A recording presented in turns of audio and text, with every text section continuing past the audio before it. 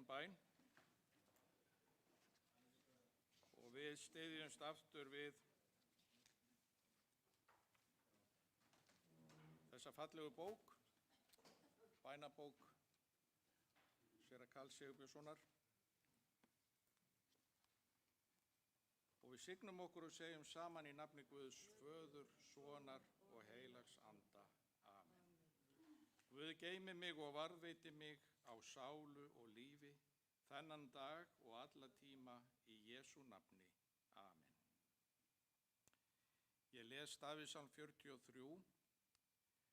Send ljós þitt og trúfesti þína, þau skulu leiða mig.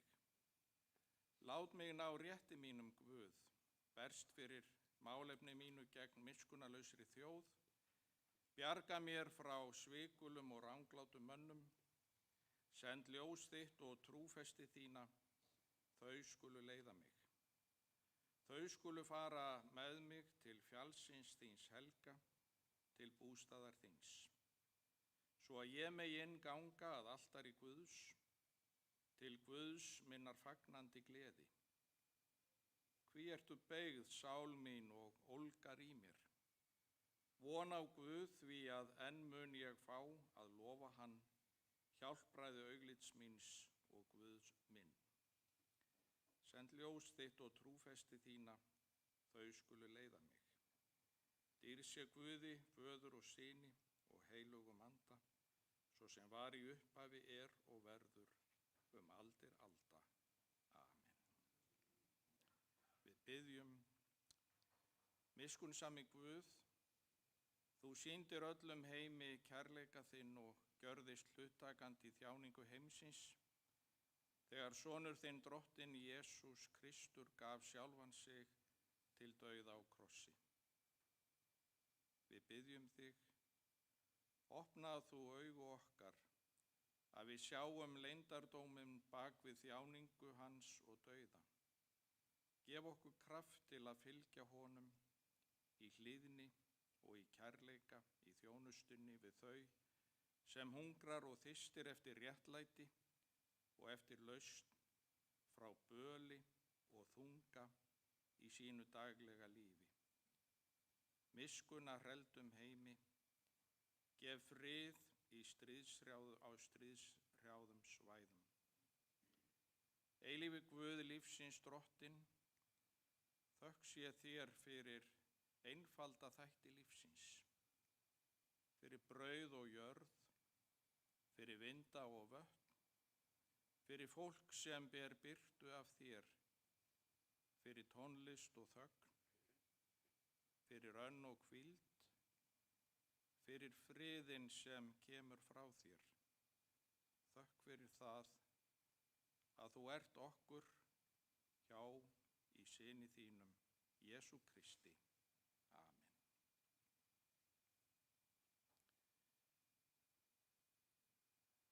Allar bænir okkar félum við í bæninni sem drottinn kenndi og biðjum saman. Faðir vor, þú sem ert á himnum, helgist þitt nafn, tilkomið þitt ríki, verði þeim vilji svo á jörðu sem á himni. Gef oss í dag vort daglegt brauð og fyrirgef oss vorar skuldir, svo sem við og fyrirgefum vorum skuldunautum. Eigi leið þú oss í freistni, heldur frelsa oss frá illu, því að þitt er ríkið, mátturinn og dýrðin að eilífu. Amen. Guð gef okkur öllum góðan dag í Jesú nafni. Amen.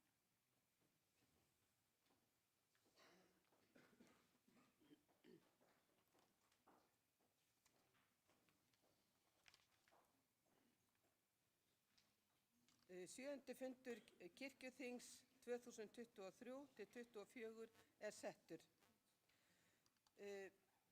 Forseti hefur ákveðið að kosning til stjórnar fari fram klukkan 1 í dag og ég bara árétta það við þá sem hafa hug á að gefa kost á sér í stjórnina að láta vita af því sem fyrst, og það væri mjög gott ef við gætum kannski verið bara búin að setja upp einhvern nafnalista fyrir klukkan 12.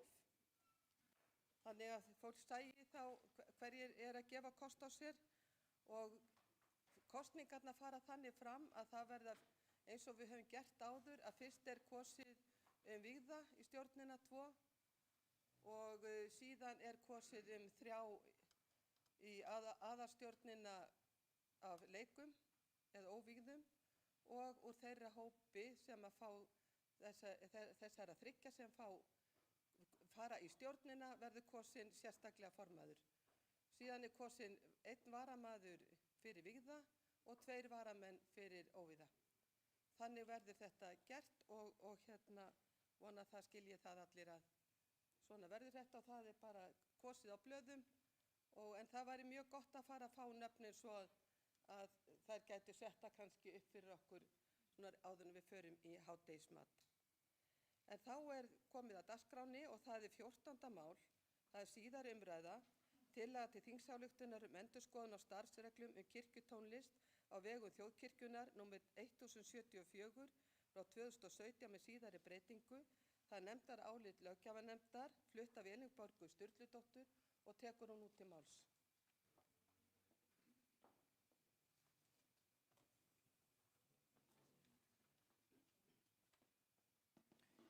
Forseti, ég mæli hér fyrir nefndaráliti 14. mál sem varðar endurskoðun á starfsreglum kirkjutónlist á vegum þjóðkirkjunnar.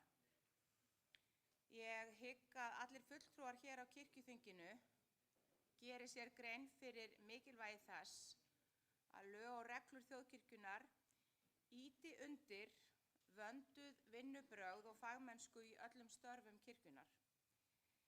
Kirkjuþingið hefur líka þá ábyrgð að ýta undir og stuðla að góðum og aðlaðandi starfsaðstæðum fyrir fólkið sem starfar á vettvangi þjóðkirkjunnar, enda það í samræmi við fjölskyldustefnu kirkjunnar. Vígðir þjónar og organistar eru fagstéttirnar í kirkjunni. Því fullkomlega skiljanlegt að kirkjutónlistarráð og söngmálastjóri kalli eftir vönduðum vinnubrögðum í hvívetna eins og gert í ályktun þeirra frá 18. september 2023. Með leyfi forseta vil ég vitna í bréf sem söngmálastjóri þjóðkirkjunnar hefur ritað kirkjuþinginu og liggur fyrir þessum fundi. En þar segir meðal annars: Kirkjutónlistin með sálmasönginn sem meginundirstöðu ein af grunnstoðum kirkjunnar í boðun trúarinnar. Kirkjutónlistin ýtir þannig undir og styður boðun fagnaðarerindisins. Löggjafarnefnd leggur til að gengið verði lengra en framsögumaður 14. máls lagði til, enda skilst mér að þegar starfsreglunefnd var að störfum hafi starfsreglurnar kirkjutónlist ekki verið endurskoðaðar. Þess vegna leggur löggjafarnefnd til, eftir að hafa fjallað málið, að þingskjal 14 verði samþykkt með eftirfarandi breytingum. Kirkjuþing 2023 til 2024 samþykkir að láta fara fram heildarendurskoðun á starfsreglum kirkjutónlist nr. 1074 frá 2017. Reykjavík 27. febrúar 2024 og undir þetta ritar öll löggjafarnefnd en Kristrún Heimisdóttir og Óskar Magnússon voru fjarverandi. Hvernig afgreiðið þetta, forseti? Vísa þessu til já, þið bara samþykktir það senjur, já. Orðið laust og til máls tekur Agnes M. Sigurðardóttir biskup.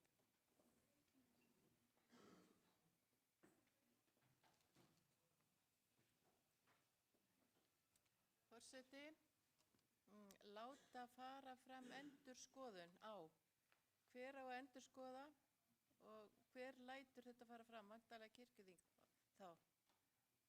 Ég vil vita hvernig þetta hugsað, þessi endurskoðun, vegna þess að það er mjög mikilvægt að þau sem eru inn í þessu málaflokki séu með í ráðum og það er mjög mikið spennandi að gerast núna til dæmis í tónskólanum sem annar angi starfssöngmálastjóra að vera skólastjóri tónskólans. Mjög margt spennandi að gerast og sem að mun verða til góða fyrir tónlistina í kirkjunni til framtíðar litið.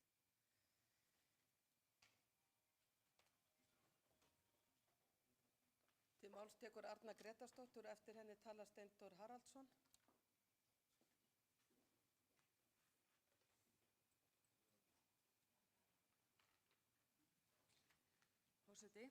Ég vildi einmitt segja það sama og Agnes biskup varðandi að við samþykkjum tillögu þess efnis að einhver fari af stað með heildarendurskoðun. Við höfum hér yfirleitt sett þetta inn í nefnd. Tónlistin í kirkjunni er risastórt mál og ofboðslega mikilvægt. Ég held að þetta þurfa að vera nákvæmara svo þetta verði framkvæmt, eða af hverju þá bara felldu við ekki málið, eða ef það var ekki okkur hugnaðist það ekki. Þannig ég verðum líka að þora að segja bara nei við einhverjum tillögum sem koma, og heildarendurskoðun, er það söngmálastjóri, er það biskup Íslands, er það fræðslusvið, hver á að fara í þessa heildarendurskoðun. Ég get því miður ekki samþykkt þetta svona, því að mér finnst þetta svo ónákvæmt. Takk. Til máls tekur Steindór Haraldsson og orðið er laust.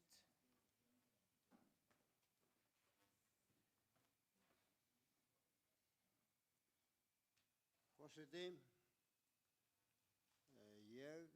þetta vafðist nú ekki fyrir mér. Ég taldi að þetta væri bara eðlilegt að færi í þann farveg að söngmálastjóri eða þeir sem fara með kirkjutónlist að mál innan kirkjunnar geri þetta.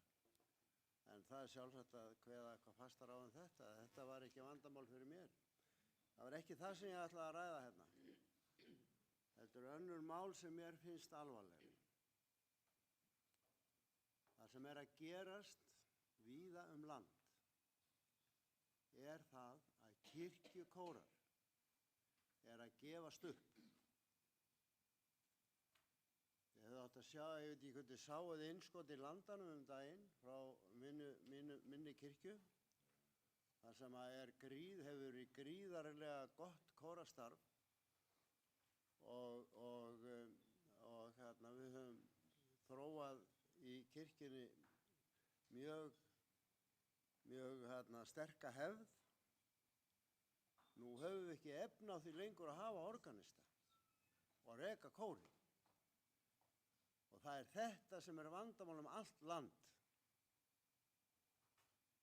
Það er ekki bara hér innan yfirstjórnar kirkjunnar sem að tónlist er á undir högg að sækja. Þetta er málið sem að brennur á mér. Ég hef enga patentlausnir á því. Það verður að vinna því að reyna að fá meiri peninga inn í sóknirnar með gegnum sóknargjöldin. En ég ætla bara að benda kirkjuþingi á að þetta er stór varasamt mál sem er í gangi. Bæði er það þannig að það breytist svo mikið þegar prestaköllur eru stækkuð. Það hefur gríðarlega áhrif á helgihald. Það hefur áhrif á helgihald og ég fullyrði það á mínu svæði, sem er norðvestursvæðið, Húnaþing og Skagafjörður, það er helgihald undir högg að sækja og tónlistin auðvitað líka. Af því að kórarnir eru að gefast upp og við getum ekki greitt organistunum laun. Takk fyrir. Til máls tekur Jónína Rós Guðmundsdóttir, eftir henni tala Gísli Gunnarsson vígslubiskup og síðan Rúnar Vilhjálmsson.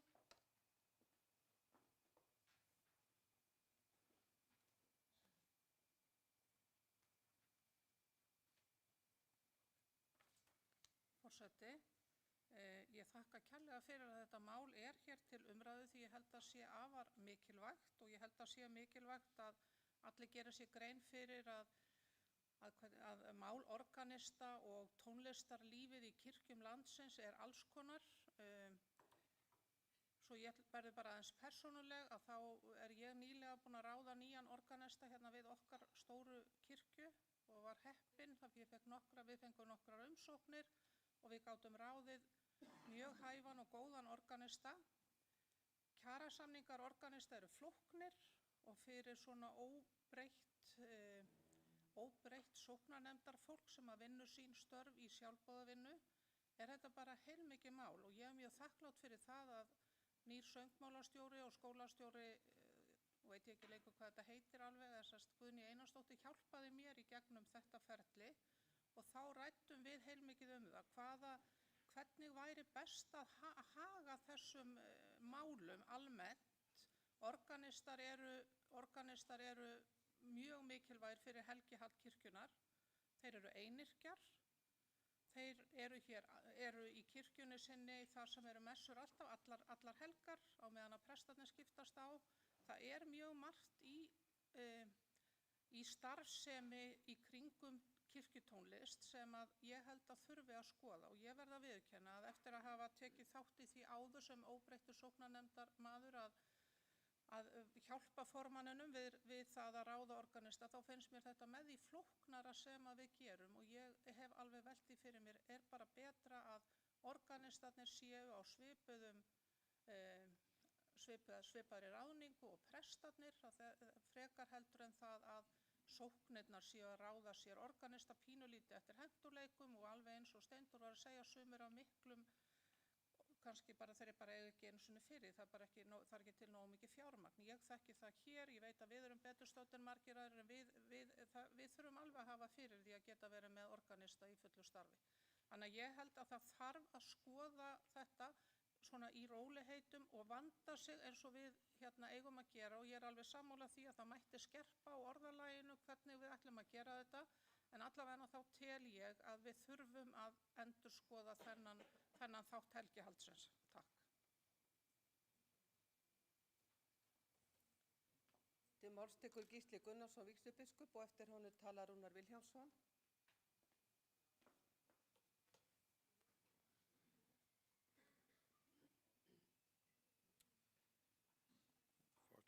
Ég tel að hér sé mjög mikilvægt mál á ferðinni og styð það að þetta verði sem sagt sett á laggirnar, könnun á þessu máli. En eins og Steindór þá ætla ég nú aðeins að tala annað, og það organistamálin sérstaklega út á landi. Í greinargerðinni með málinu þá í fyrru umræðu þá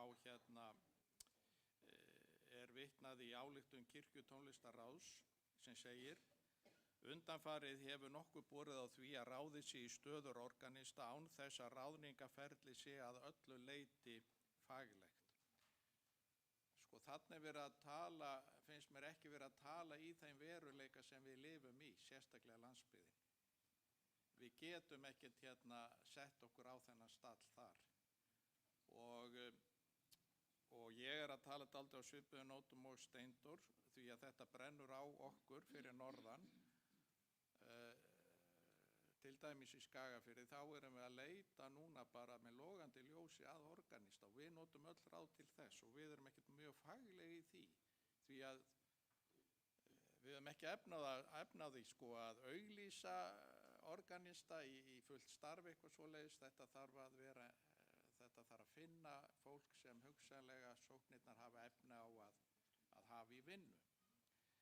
Málið það á stórum landsvæðum í Íslandi engin organisti, og það verið að reyna að hafa svona helgihald með ýmsu móti, og jafnvel hefur verið farið að tala það hvort að biskupsstofa ætti ekki bara að útbúa svona messum með forspili og eftirspili og spilin í tónið og allt, svo að fólk hafi allavega eitthvað. Á öðrum stöðum höfum við fína organista, en svo það að bera á því núna að sóknirnar hafi ekki efni á að orgunum. Þannig að mér datt í hug, og vil aðeins svona leggja inn í þetta búk, að hvort að við ættum hreinlega að hafa í jöfnunarsjóðnum ákveðið fjármagn sem sérstaklega hugsað fyrir tónlistarlífi kirkjunnar, og söfnuðir sem ekki hafa efni á því að vera með organista og eiga jafnvel að hætta að missa mjög hæfa organista, að þeir geti sótt styrk sérstaklega í þetta. Ég þekki það frá því að ég var í úthlutunarnefnd jöfnunarsjóðs að þetta voru umsóknir, það var nú aðalega eftir hruni, það var aðalega umsóknir út af skuldum, og aðrar voru út af viðgerðum á kirkjuhúsum. Við höfum dálítið trassað það að hugsa fyrir því að setja peninga úr jöfnunarsjóðnum í starfið. Og tónlistarstarfið og organistastarfið er eitt af mikilvægustu störfunum í kirkjunni. Og ég tala af eigin reynslu því að ég var svo heppinn að alla mína prestíð hafði ég mjög góðan organista sem laðaði fólk að sér í kórastarfið, og öflugur kór er kjarninn í safnaðarstarfi, í messuhaldinu og meir og minna öllu því sem gerist í sóknunum. Þannig að þetta er alveg gríðarlega mikilvægt að við getum létt undir með því að við getum hreinlega haft organista í vinnu ef þeir finnast á annað borð. Takk. Til máls tekur Rúnar Vilhjálmsson og eftir honum tala Benjamin Hrafn Böðvarsson og síðan Magnús Erlingsson. Já, forseti, ég tek undir með þeim sem hér hafa talað. Þetta er mjög mikilvægt málefni og það koma að þessu sjónarmiði eins og þessi með faglegu kröfurnar og hvernig hægt er að ná þeim vítt og breitt landið þegar að halda þarf uppi kirkjutónlist.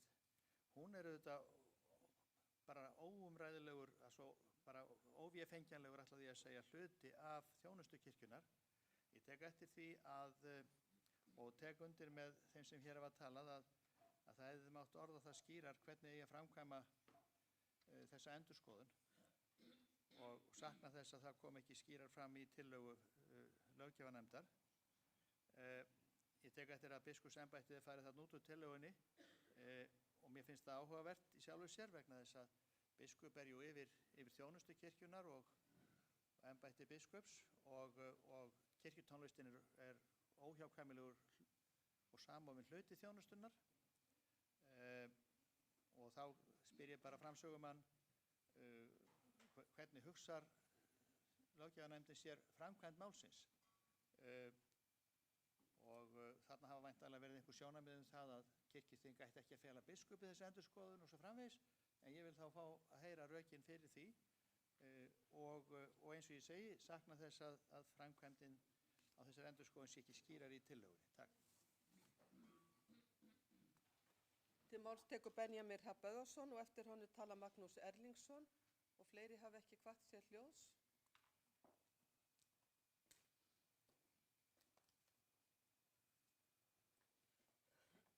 Forseti, ég tek undir með Steindóri og Gísla. Ég og margt sem hefur verið sagt hér bara er ég sammála. Mér finnst tónlistarstefna kirkjunnar verða að vera sjálfbær og ég sé ekki að hún geti orðið sjálfbær nema með að litlu sókninar út á landi fái einhvers konar styrk, því að nú er ég að starfa fyrir nokkra sóknir og við erum með organista sem er að starfa fyrir 3 sóknir og þannig er kórastarf mjög viðkvæmt og þetta er í raun og veru bara grettistak sem þarf að lyfta til þess að byggja upp þetta starf, því að kórastarfið finnst mér vera hjartsláttur safnaðarstarfsins að í kringum kórafólkið er fólk sem að sækir kirkjuna og já, mér finnst að í þessari endurskoðun, ég fagna því að það er að endurskoða þessi málum kirkjutónlistina og stefnu hennar, en þá finnst mér að það þarf að tryggja það að þetta sé sjálfbær stefna sem að hugsar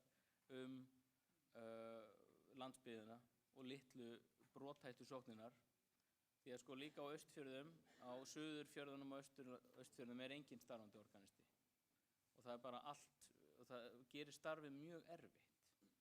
Og mér finnst einmitt þetta að setja svona sterka áherslu á faglegt ráðningaferli, það finnst mér vera að draga úr sjálfstæði sóknanna til þess að bara halda lífi.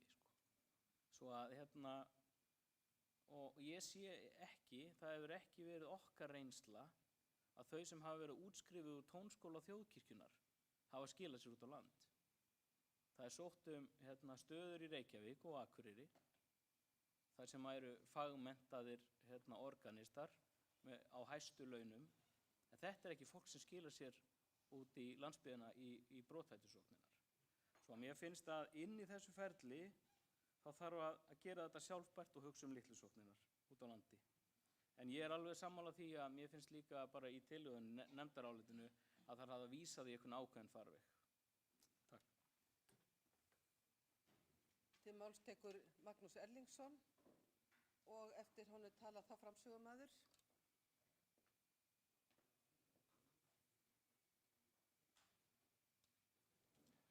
Forseti, ég þakka þessar umræður. Okkur í löggjafarnefnd þótti tillagan þegar hún kom til okkar einkennast af vissri rörsýn. Þannig bara verið að fjalla ákveðið vandamál sem hér á Stór-Reykjavíkursvæðinu, sem hvernig staðið að ráðningu organista. Vandamál eins og fleiri hafa bent á miklu stærra en það. Við þurfum í fyrsta lagi að efla söngstarf í öllu landinu. Og við þurfum líka að finna leiðir til að mennta organista. Og ef við viljum mennta organista þá þurfum við að geta menntað og ekki bara hér í Reykjavík, heldur líka út á landi. Og ég hef stundum velti fyrir mér hvort það þyrfti ekki bara að vera einhver farskóli fyrir organista eða fólk sem vill taka að sér að efla sönglíf í sinni sókn og sínu söfnuði. Við höfum oft auglýst eftir organista á Ísafirði og það hefur aldrei neitt sótt sem ekki bjó á staðnum. Og ég veit fyrir nokkrum árum þá kom Björn Steinar til okkar og var með það að bjóða upp á kennslu í orgelleik og söngstjórn fyrir fólk sem var á staðnum. Og þetta bara bjóð til fyrir okkur 2 góða organista. Og við þurfum að hugsa þetta svona og þetta ástæðan fyrir því af hverju við ákvaðum að setja þessa tillögu í þennan farveg. Að við viljum gera eitthvað meira í þessum málum en bara vera að ræða hér hvernig staðið að ráðningu hér í einhverjum söfnuði í bænum sem bara tæknilegt mál og menn hljóta að geta leyst. Við þurfum að gera stór átak í söngmálum því þetta svo stór liður í helgihaldinu. Helgin og upplifunin í messunni byggist svo mikið á söng og þetta alveg lykilatriði þegar kemur að fermingum, útförum og svona og þess vegna vildum við beina þessu í eitthvað farveg að þetta yrða einhverju meiru en bara svona tæknilegu úrlausnarmáli. Takk. Þá tekur flutningsmaður til máls Elínborg Sturludóttir.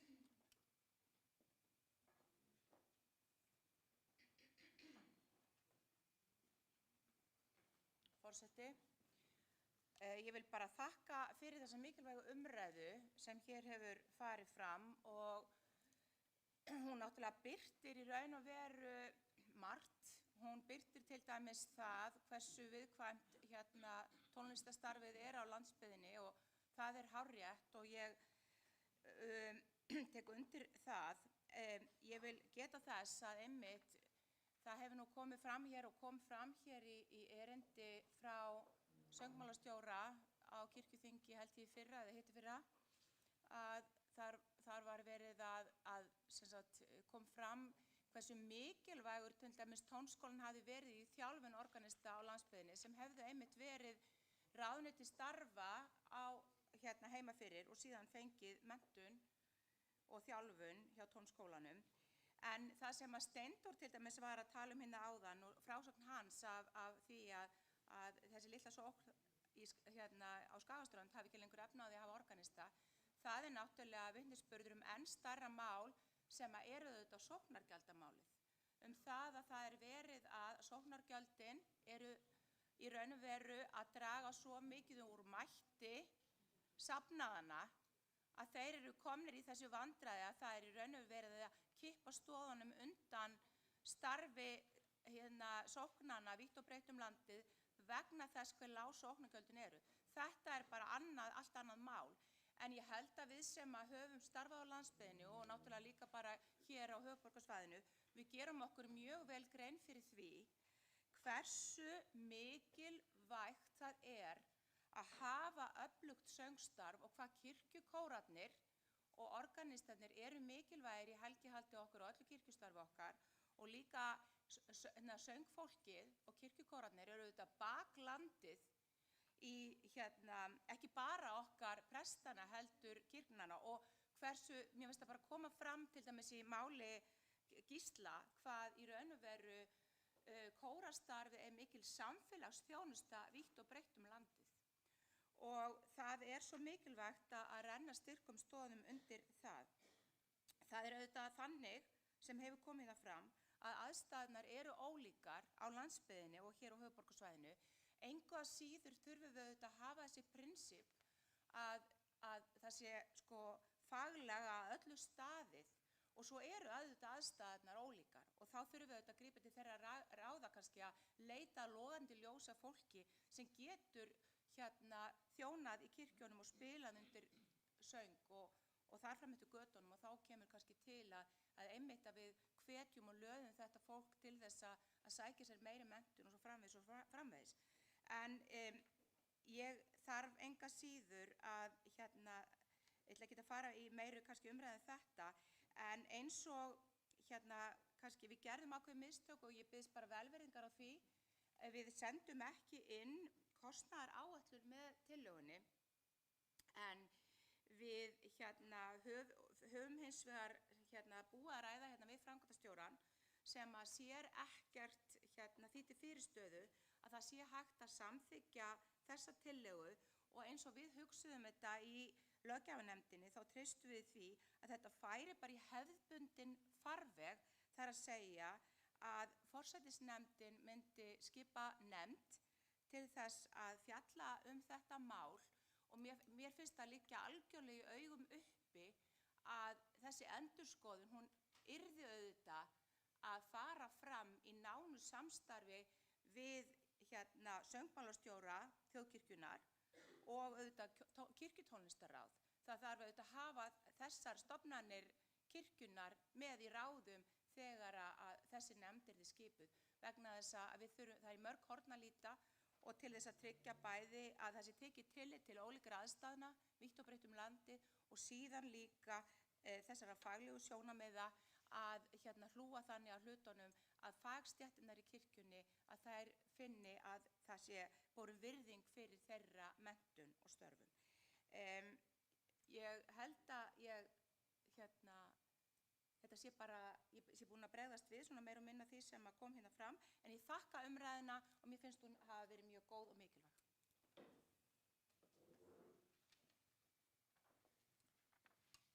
Þá umræðu lokið 14. mál. Þeir sem geta samþykkt máli og nefndaráliti gjör svo vel að gefa merki. Takk fyrir einhverja móti, það er samþykkt.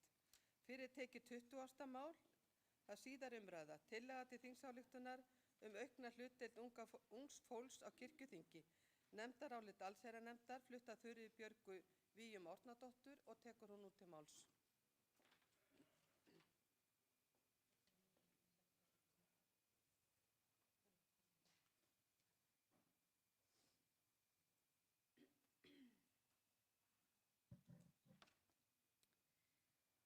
Forseti, ég les nefndarálit við tillögu til þingsályktunar aukna hlutdeild ungs fólks á kirkjuþingi.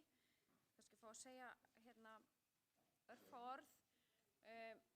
Við ræddum þetta mál mikið í allsherjarnefndinni og hvernig væri best að koma þessu í einhvern farveg og það okkar mat að þetta sé stórt mál sem að kannski helst í hendur við aðrar breytingar og starfsreglum kirkjuþing og kjör til kirkjuþing sem hafa verið ræddar hér undir öðrum málum og erum þess vegna sammála því að leggja það á herðar forsætisnefndar að hefja þennan undirbúning, hvort sem að það er með því að stofna nefnd til þess að yfirfara starfsreglur eða hvernig sem hún telur best að gera það og treystum því að forsætisnefnd geri það fljótt og örugglega svo við getum framfylgt þeim ályktunum sem við höfum ítrekað samþykkt hér á þinginu þegar kosið verður til nýs þings eftir 2 ár. Við leggjum því til að máli verði samþykkt óbreytt.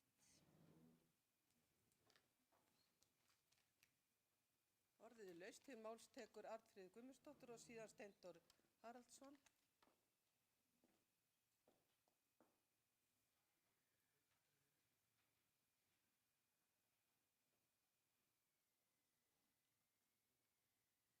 Forseti, ég held að hér sé að ræða stærsta jafnréttismáli sem að við stöndum frammi fyrir í kirkjunni í dag. Ef ég rifja upp söguna aðeins að þegar ég tók við formennsku í jafnréttisnefnd árið 1999 og það var ný jafnréttisáætlun sem þá tók gildi og þar var unnið samkvæmt samþykktum Lúterska heimssambandsins og Alkirkjuráðsins eða heimsráðs kirkna kynjakvóta og þá var gengið út frá því að það væri 40-60 reglan í gangi. Þegar að þetta var 1999 þá var ein kona á þingi, á kirkjuþingi, ég minni á, ein kona, það var undir 5%. Það var kannski svona álíka eins og fjöldi þeirra sem undir 35 ára hér á þessu þingi í dag. Þetta hljómar kannski fáránlega í okkar sögulega samhengi núna í dag að það hafi verið ein kona á þingi. En þetta var rosalega stórt og erfitt verkefni að fjölga konum á kirkjuþingi. Og ég ger mig grein fyrir því að það verður stórt og erfitt verkefni að fjölga ungu fólki á þessu kirkjuþingi eða á því næsta. En ég held að það sé mjög mikilvægt að jafnréttisnefnd kirkjunnar, ég finn ekki upplýsingar hverjir sitja í nýrri jafnréttisnefnd, en ég held að þetta sé eitthvað sem eigi að vera á þeirra borði. Það þurfa að útvíkka jafnréttis hugmyndina og hugtakið sem við erum að vinna með í kirkjunni og við þurfum að leggja öll á þessar árar að vinna að því að fjölga ungu fólki hér. Ég held að það sé ekki leiðin að bæta við 5 bara svo að við öll hinn sem erum á 50 og 60 og 70 aldur fáum að tryggja okkar sæti hér.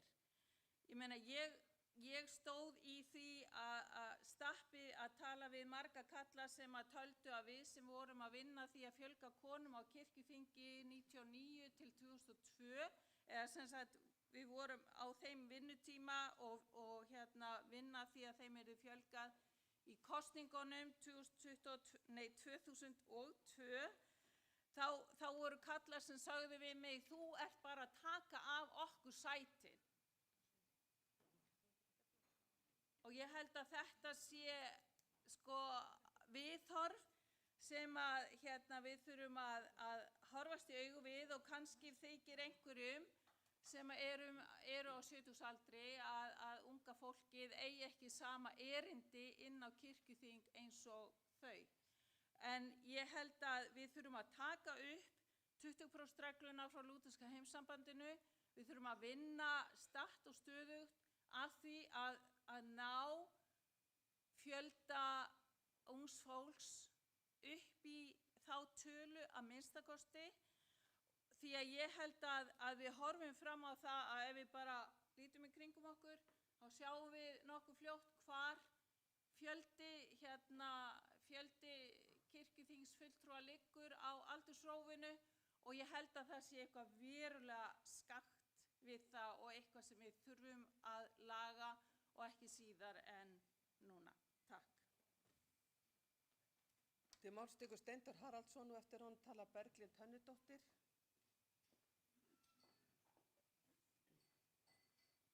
Forseti, ég er með svo gott minni að ég man eftir því þegar ungur maður.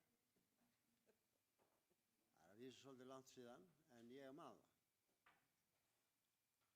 Og ég var snemma beðist krókurinn hjá mér.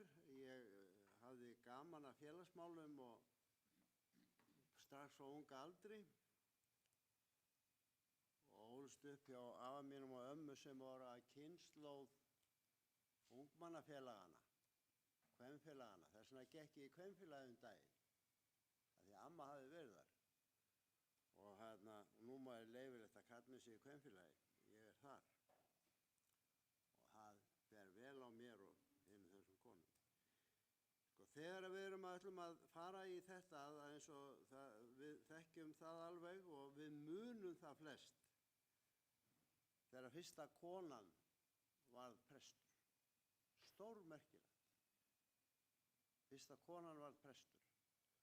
Nú tel ég og held það að konur séu komnar í meiri hluta í vígðri þjónustu í kirkjunni.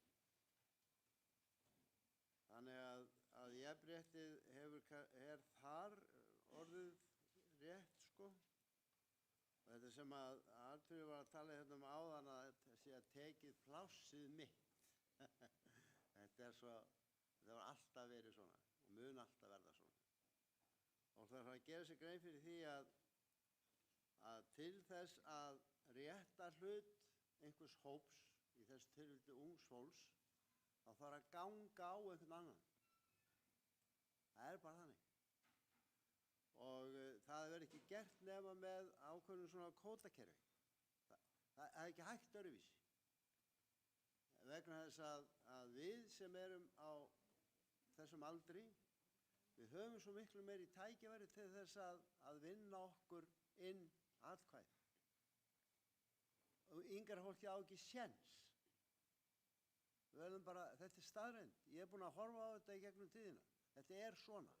Ég hef verið í sveitarstjórnum og alls konar kosningum.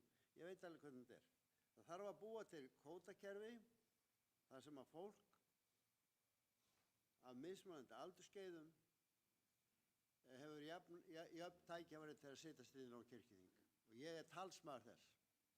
Ég held að blanda karla, kvenna, ungra og aldina, eða fullorðins fólks með reynslu, sú blanda er góð.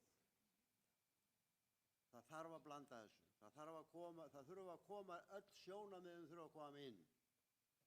Annars verður þetta svona eintóna og leiðinlegt. Og ekki eins gott fyrir kirkjuna, að mínu viti. Þannig að ég tek undir þetta er samt vandasamt. Og það þarf að vanda sem við þetta, og þetta er viðkvæmt fyrir marga. Þetta er ekki viðkvæmt fyrir mig, hins vegar. Takk fyrir. Til máls tekur Berglind Hönnudóttir.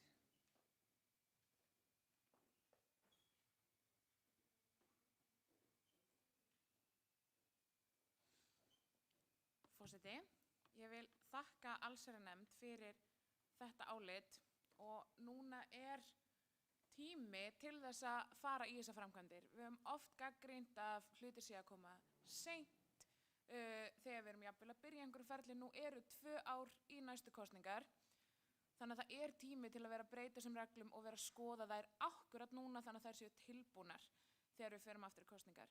Arnþrúður talaði að við þurfum að taka upp 20% regluna. Það er ekki rétt. Við erum búin að taka þessa reglu upp. Við erum búin að samþykkja þetta fyrir löngu. Og eins og ég sagði í gær, við þurfum að fylgja eftir því sem við samþykkjum. Ég held að sé ekkert mál sem hefur farið í gegnum þingið sem er jafn mikið horft framhjá þegar það er verið að setja reglur og þetta mál. Þetta er orðið afskaplega þreytt umræða. Ég vona ég þurfi ekki að standa mikið oftar upp og biðja ykkur að fylgja eftir því sem þið eruð búin að samþykkja. Þessi leið sem er talað í þessu máli og kostnaðaráætlunin er svo sem kannski, eins og Arnþrúður var að benda á, einhver leið fyrir okkur unga fólki til að láta hlusta á okkur án þess að taka eitthvað af öðrum. Ég er hins vegar fullkomlega sammála Arnfríði að auðvitað á þessum kvóta bara koma inn núna. Ég ákvað í gær á meðan ég sat á þinginu að fara í örlitla tölfræði. Ég elska tölfræði, hefði kannski miklu frekar átt að vera tölfræðingur heldur en guðfræðingur, en vitið hver meðalaldurinn er á kirkjuþingi? Meðalaldurinn hérna er 55 ára. Meðalaldur leikmanna er 60 ára. Yngsti leikmaðurinn er 10 árum eldri heldur en kvótakerfið sem við höfum sett okkur. Þannig er einn aðili að vera undir 35 ára. Gagnrýnin hefur oft komið að ungt fólk sé ekki bjóða sig fram, sem er líka gagnrýni sem ég er þreytt á. Því að í fyrra voru að minnsta kosti 15 manns sem gáfu kost á sér, sem földu undir þessa 35 ára reglu. Nú er komið tími til að við gerum eitthvað í þessum málum og breytum þessum reglum. Takk.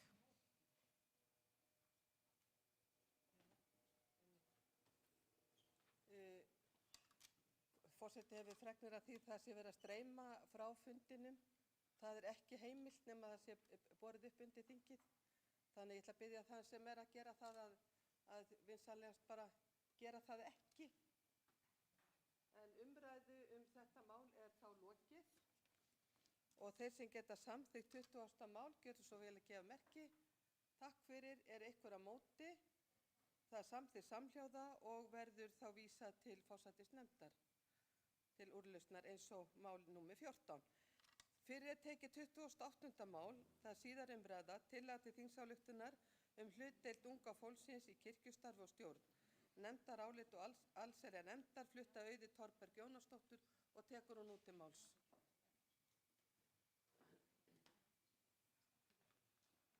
Forseti, ég mæli fyrir nefndaráliti við tillögu til þingsályktunar hlutdeild unga fólksins í kirkjustarfi og stjórn. Og við ræddum þetta allt saman í allsherjarnefnd, 20. mál og 28. mál. Og af því allir voru að velta því fyrir sér, þá er ég yngsti leikmaðurinn. Ég er yngri en ég líti út fyrir að vera, ég er bara það sem tekið fram. Fólk heldur að eiginmaðurinn minn sé sonur minn, hann er 5 árum eldri en ég. Þannig að ég líti út fyrir að vera þroskuð bara, segjum það bara.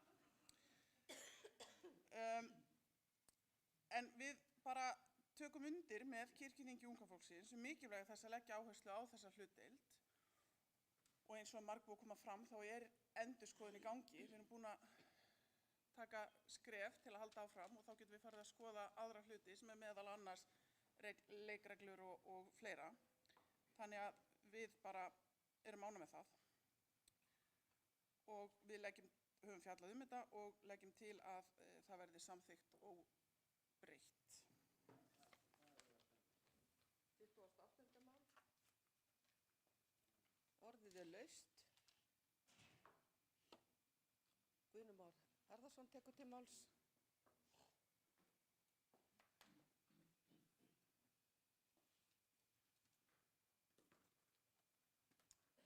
Forseti, mér langaði bara að þakka fyrir að það er mikill velvilji fyrir þessum málum og brýna forsætisnefnd bæði þessu og næsta að vera með einhverja spennandi tillögu á borðinu fyrir okkur í haust og vera þá í samræmi við kirkjuþing unga fólks og þau unga. Við verðum að fá ungt fólk í kirkjuna, við verðum að fá fleiri meðlimi í þessum aldursflokki í kirkjuna og það gerum við ekki án unga fólksins.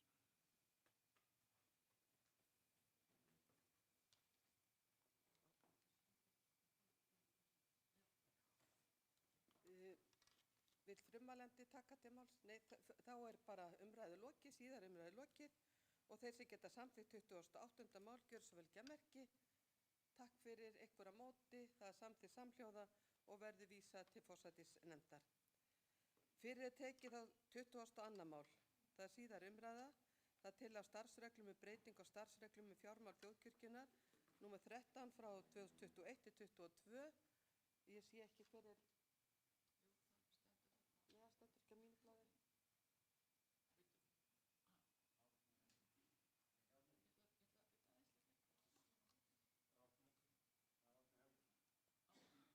Hvar er Árni Helgason?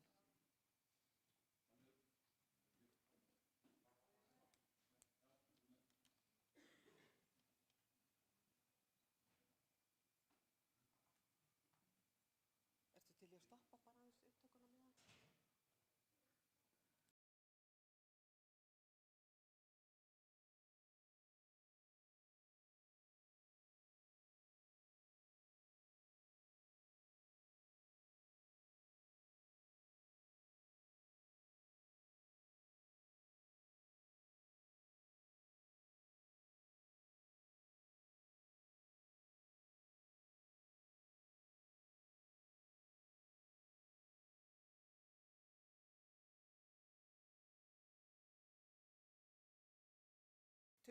Mál, það er síðar umræða.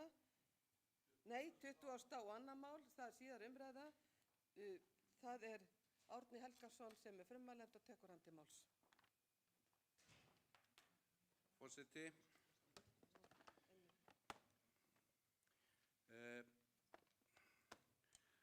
Fjárhagsnefnd hefur fjallað 22. mál og leggur til að tillagan á þingskjalið 22a verði samþykkt með eftirfarandi breytingartillögu.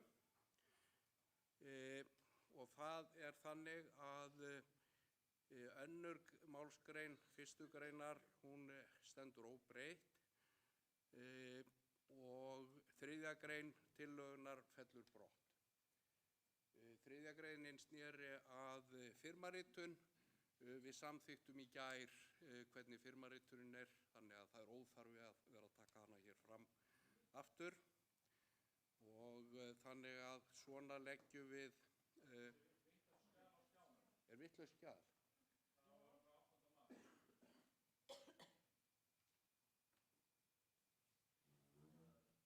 Býtu, það líklegast ekki komið inn.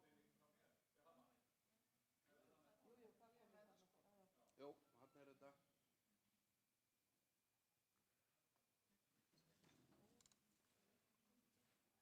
Já, og þannig leggur fjárhagsnefnd til að þetta verði samþykkt. Orðið laust, 22. mál. Stefán Magnússon tekur til máls.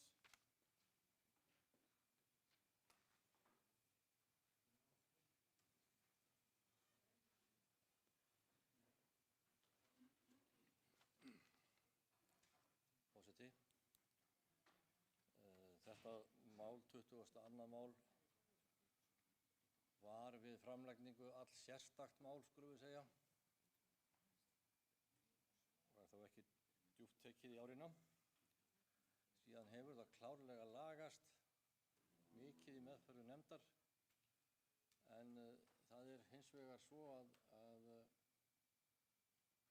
við erum hér á þinginu bæði búin að ákveða það að kjósa stjórn kirkjunnar og við erum búin að samþykkja tillögu að fara í endurskoðun á reglum starfsreglum fjármál og þetta mál kemur hér fyrir þingið algjörlega á síðustu stundu fyrir þessa afgreiðslu. Þannig að mér þætti nú eiginlega eðlilegt að málið yrði dregið tilbaka í heild sinni eða fresta fram á haustþingið. Menn vilja gjarnan tala hér vöndu vinnubrögð, en ekki nema þá kannski, og það verður maður þá gild allt en ekki bara stundum þegar hendar. Orðið laust. Guðni Már Harðarson tekur til máls.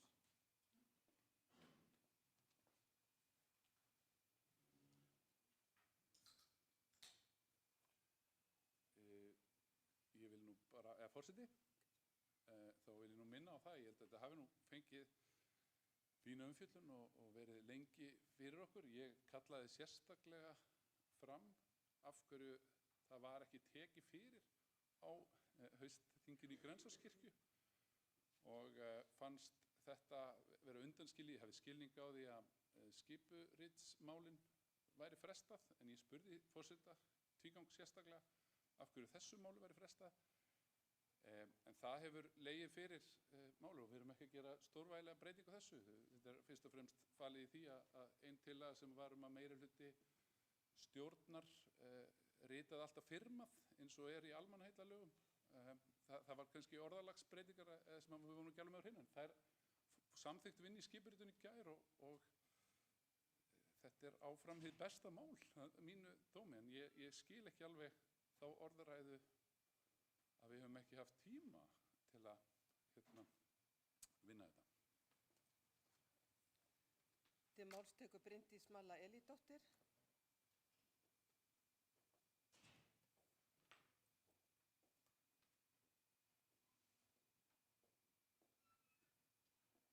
Forseti, ég held að það hafi verið mjög jákvætt að við samþykktum í gær varðandi 50. mál að það verði farið í sem ég leiði mér nota orðið sem við vorum að tala í morgun, heildarendurskoðun á starfsreglum fjármál kirkjunnar. Það hins vegar kemur ekkert í veg fyrir að þessi tillaga sé samþykkt og ég sé heldur ekkert í því sem við vorum að samþykja í gær sem kom einmitt í veg fyrir að við samþykjum þetta skref núna vegna þess að í tillögunni líka sem við vorum að samþykja í gær þá gerum við ráð fyrir því að á haustþinginu okkar núna að þá fáum við tillögu að endurskoðun og endurskoðuðum starfsreglum fjármál kirkjunnar. Þannig að það er ekkert athugavert við það, bara samþykja þetta hratt og örugglega núna og svo fáum við í vor tækifæri til að ræða nánar starfsreglur fjármál kirkjunnar. Takk. Til máls tekur Axel Árnason Njarðvík.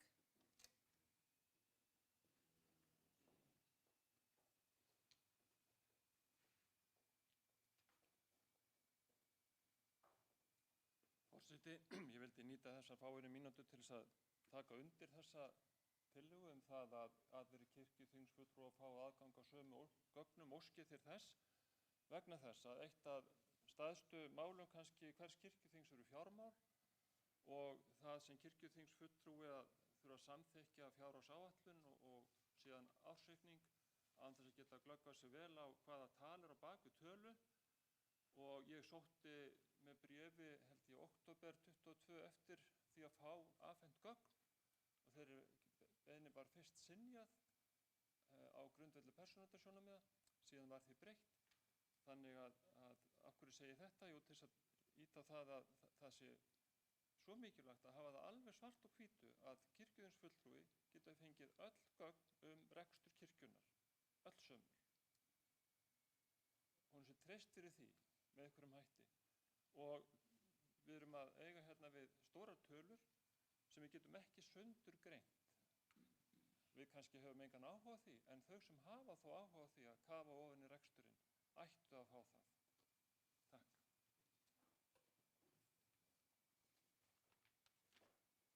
Fleiri hafa ekki kvatt sér hljóðs og þá ber ég breytingatillöguna upp. Þeir sem geta samþykkt breytingatillöguna, gjör svo vel að gefa merki. Takk fyrir, eitthvað á móti. Hún er samþykkt með öllum greiddum atkvæðum. Þá ber ég máli 22. mál upp með áorðnu breytingum. Þeir sem geta samþykkt hana, gjör svo vel að gefa merki.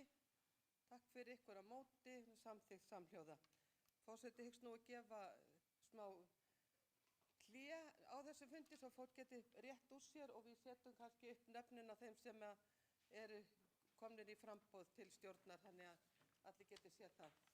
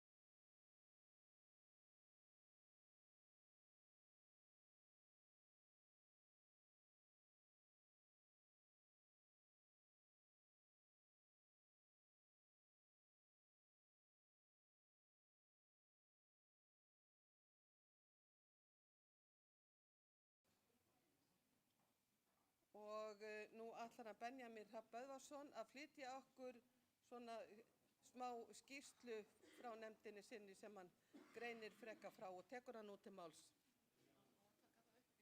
Já, ég tökum það. Já, forseti, ég er að tala fyrir störfum nefnda sem starfshóps, við skulum hafa þetta rétt.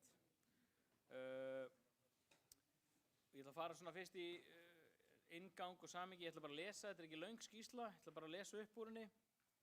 En á kirkjuþingi 2022-23 í 11. máli var samþykkt tillaga sem heitir tillaga til þingsályktunar skráningu sóknarbarna.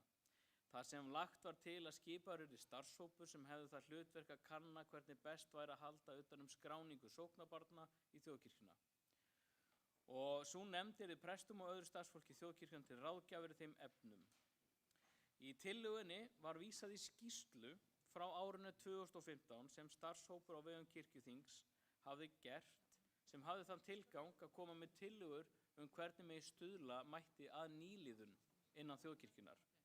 En þessi skýrsla bar einfallega nafnið Nýliðun innan þjóðkirkjunar. Hvet ykkur til þess að lesa hana, mjög góð skýrsla. En tillögur þessa starfshóps í skýrslunni felur í sér 3 meginstef í þessum tilgangi að stuðla nýliðun. Og það er 1, það er aukið fjármagn og aukin áhersla á fræðslu og fjölmiðlun. Svo hefur verið svolítið rætt hér á þessu þingi, fræðslumálin. Og 2, notkun félagatals þjóðkirkjunar í sóknarnefndum og stuðningur við starfsfólk. Og 3, efling æskulýðsfélaga og áhugamanna sem þáttakanda í umræðunni. Og það er eins og við vorum að ræða með unga fólkið. Svo að við erum komin vel á leið samkvæmt þessari vinnu þessa starfshóps. En það er þessi annar liður sem að okkar starfshópur miðar svolítið að og hefur þann tilgang sem er að skoða þessa rafrænu kerfislausninnar í þessum tilgangi. Tillagan í 11. máli felur í sér áherslu á annan lið, eins og ég sagði, já. Og síðan núna á síðasta kirkjuþingi, 23-24, 19. máli, var lögð fram tillaga sem ber heitið tillaga til þingsályktunar að bættu aðgengi að sóknartali og félagatali og mögulega á tölvukerfi sem heldur utan félagatal sókna. En það er lagt fram að skipaður yrði starfshópur sem hefði það hlutverk að vinna bættu aðgengi sóknarnefnda og presta að sóknartali og félagatali sóknana. Og starfshópurinn myndi kanna möguleikana og mögulegan kostnað við kerfi sem heldur utan skráningar. Og í nefndaráleiti frá allsherjarnefnd var lagt til að vísa málinu til þessa starfshóps sem hafði verið myndaður þarna á þinginu 22-23 í 11. máli. Og eftirtaldir kirkjuþingsfulltrúar voru kosnir í starfshópinn 25. október 2022. Það var séra Axel Árnason Njarðvík, séra Guðni Már Harðarson og Margrét Eggertsdóttir. En endurskoða þurfti skipan starfshópsins eftir að 19. mál var vísað til starfshópsins, þar sem hugmyndir voru að skoða þyrfti möguleikana á þjóðkirkjan myndi nýta sér kapilánin, tölvukerfi í eigu séra Axels Árnasonar og vegna hugsanlegs vanhæfis hans í því máli var ég, Benjamin Hrafn Böðvarsson, kosin inn í starfshópinn í hans stað. Og þá er það tilgangur og markmið þessa starfshóps. Eftir haustþingi 22 hefur starfshópurinn fundað 3 svar. Fyrsti fundurinn var núna 13. febrúar. Þar var öll nefndin og hefur hann Hermann Björn setið með okkur á fundinum og er tengiliður þjónustumiðstöðvar kirkjunnar. Starfshópurinn skipti með sér verkefnum. Ég, séra Benjamin, var kosin formaður og Margrét Eggertsdóttir var kosin ritari. Tilgangur og markmið starfshópsins er í eðli sínu tvíþættur. Það er annars vegar að kanna hvernig hægt sé að stuðla að aukinni skráningu í þjóðkirkjuna með því að einfalda rafræna ferlið og hins vegar að kanna hvaða möguleikar er í boði fyrir starfsfólk kirkjunar að halda utan skráningar og geta tekið upplýsingar úr félagatali þjóðkirkjunar. Og þá fórum við að skoða hvaða möguleikar eru nú þegar í boði áður við förum að leita eftir nýju kerfi og það var fyrsta verkefni starfshópsins að skoða núverandi kerfi. Þjóðkirkjan hefur nú þegar félagatal frá þjóðskrá sem uppfært einu sinni á ári þann 1. desember. En ekki hægt að taka neitt lista úr því kerfi og við ræddum oft á fundinum til dæmis hvernig við myndum nýta þetta, hvernig prestar geta nýtt þetta sér og það til dæmis til þess að ná til næsta fermingarhóps að geta tekið einfallega lista þar út þar sem var hægt að bjóða þá öllum árgangnum í sókninni póst og það var hægt að bjóða þeim í kynningu á fermingarfræðslustarfinu og þú veist, möguleikarnir eru endalausir. Ég fer aðeins nánar út í það á eftir og kanna þurfti hvaða möguleika þjóðkirkjan hefur til að taka út lista sem væru með alla einstaklinga í sókninni en ekki eingöngu þá sem skráðir eru í þjóðkirkjuna. Þjóðskrá er með samning við 7 fyrirtæki sem kalla úrtaksaðilar eða vinnsluaðilar og hafa heimild til að taka úrtök úr þjóðskrá sem háð eru persónuverndarlögum og bannmerkingu þjóðskrár. Þjóðkirkjan hefur ekki slíka heimild. Séra Axel Árnason Njarðvík er rekstraraðili með forritinu Kapelán sem heldur meðal annars utan þjóðskrárupplýsingar og úrtök úr skránni. Sóknirnar geta keypt aðgang að forritinu, hafa því bolmagn til þess eða í sérstöku samráði við séra Axel. Starfshópurinn hyggst eiga samtal við séra Axel fyrir haustþingi 2024 varðandi að skoða möguleika sem kirkjan geti nýtt sér við notkun á kapeláninu. Og á forsíðu kirkjan.is er svo aðgengileg vefsjá þar sem hægt er að skoða landfræðilega sóknarmörk prestaköll og prófastdæmi sem Hermann hefur unnið með ég man ekki með hverju Sigurgeir í landfræðingi, já. Starfshópurinn tók saman stutta þarfagreiningu sem hægt var að leggja fyrir fulltrúa þjóðskrár varðandi möguleika á núverandi kerfi en hún var eftirfarandi. Getur þjóðkirkjan orðið vinnsluaðili að þjóðskrá og hvað myndi það kosta? Er hægt að gera aðgengilegt forrit þar sem hægt er að slá inn kennitölu og sjá hvort viðkomandi er í þjóðkirkjunni? Má taka út úr félagatalinu lista til að skýra tölfræðina? Hvaða upplýsingar heimilega persónuvernd að við tökum út úr þjóðskrá? Og getum við útbúið einfalda leið til að fólk geti skráð sig beint í þjóðkirkjuna? Hermann var fenginn í að kanna málið og á öðrum fundi starfshópsins sem var haldinn lágu niðurstöðuna fyrir. Og niðurstöðunar eru svo að þjóðkirkjan getur ekki orðið vinnsluaðili þar sem það er utan hennar verksviðs, en við eigum reyndar eftir að kanna það aðeins betur. Prestar hafa aðgang að félagatali þjóðkirkjunnar og geta flett upp hvort viðkomandi sé þjóðkirkjunni eða ekki og auðveldlega væri hægt að setja inn uppfletti glugga á þjónustuvef, sé þess óskað þar sem hægt var að slá inn kennitölu til að kanna félagsaðild. Hægt er að taka út tölfræði sem er ekki persónugreinanleg og er aðgengileg á þjónustuvefnum. Og þetta voru við meðal annars í nefndin ekki meðvituð og er algjör snildartól sem að hann Guðni Már mun á eftir sína okkur aðeins. En hann er mikill eldmóður í honum varðandi þetta nýja kerfi sem að við vissum ekki af. En þá tölfræði má uppfæra og setja upp miðað við þörf. Þar getum við skoðað stöðuna okkar eigin sóknum, hverjir eru skráðir í þjóðkirkjunni, á hvaða aldursbílu og svona. Ég ætla að leyfa Guðna að fá það gólf á eftir. Félagatal þjóðkirkjunnar hefur að geyma persónuupplýsingar og því þarf vinnsla og meðferð upplýsingarna samræmast lögum persónuvernd og vinnslu persónuupplýsinga nr. 90/2018. Vinnsla persónuupplýsinga þarf að byggja á heimild sem getur verið til dæmis samþykki eða samningur. Gerð er krafa að heimildin sé mjög skýr, en nánar má lesa niðurstöður þessa liðs í fundargerðum starfshópsins sem að væntanlega verða aðgengilegar.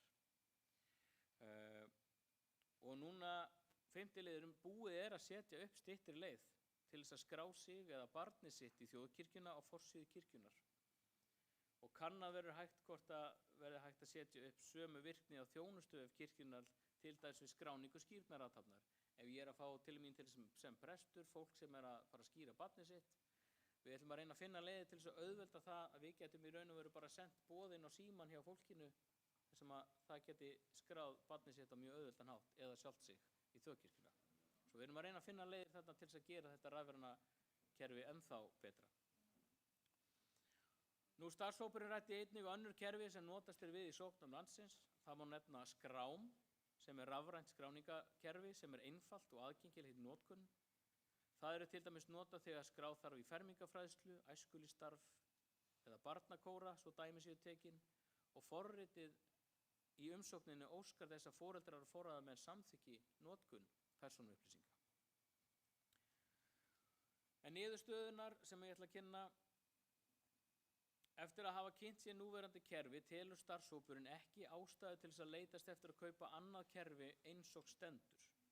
Heldur hópurinn sammála að með núverandi kerfi og kynningu á möguleikum þess felast sóknartækifæri sem starfsfólk kirkjunnar geti nýtt sér betur til þess að stuðla að aukinni skráningu í þjóðkirkjuna.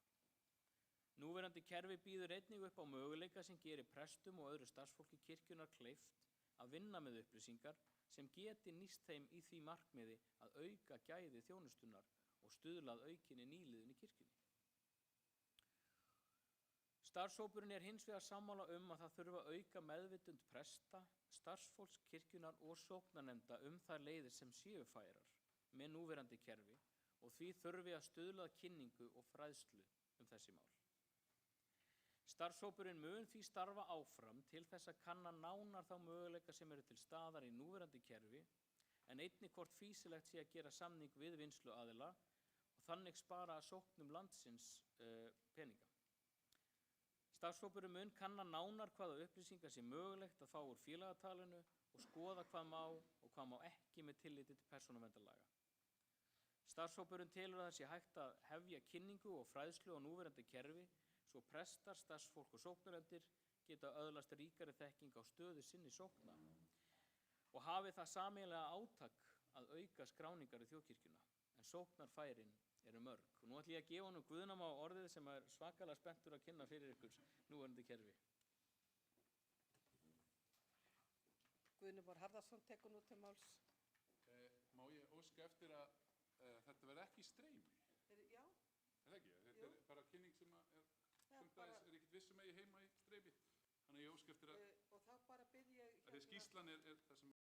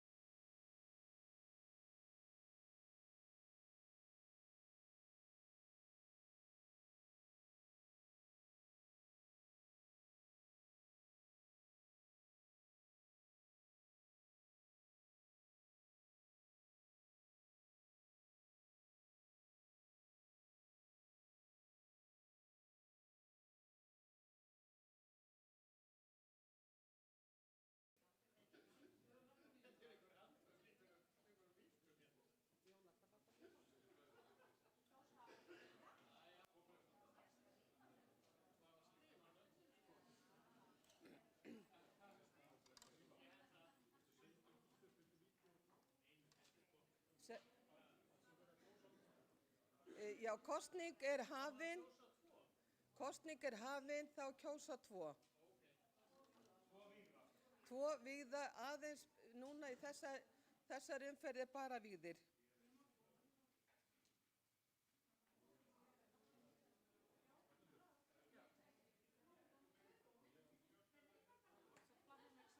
Já, þú mátt ekki kjósa.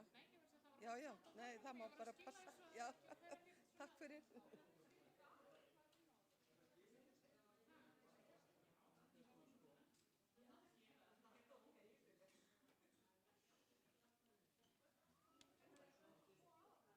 Það var óvart sett hjá henni.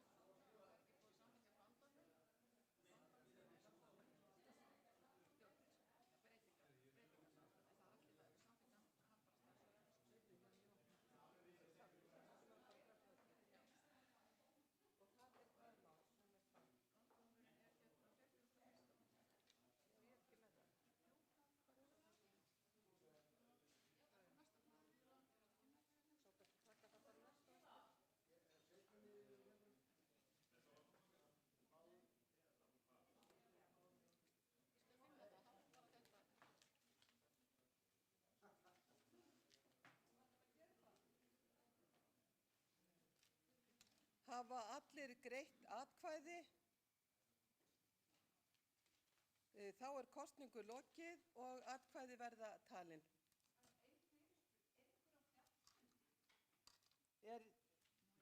Nei.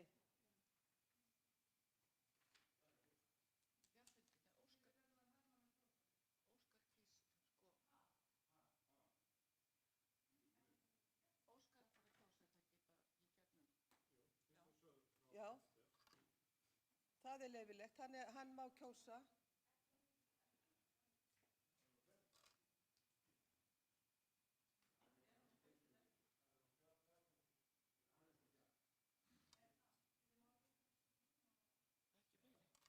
Það er ekki fleiri. Við skulum loka framhjá. Þá bara verða atkvæði talin og ég þarf að hafa einhvern hérna hjá mér til þess að þannig að það sé allt rétt gert.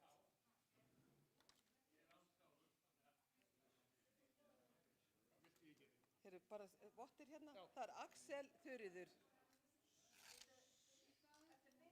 Ég byrjuð, já, Axel Þuríður.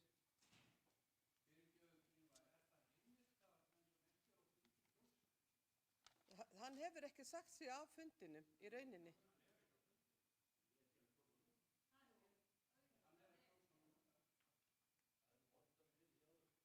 Já, það eru þetta fordæmi fyrir að menn hafa fengið að kjósa.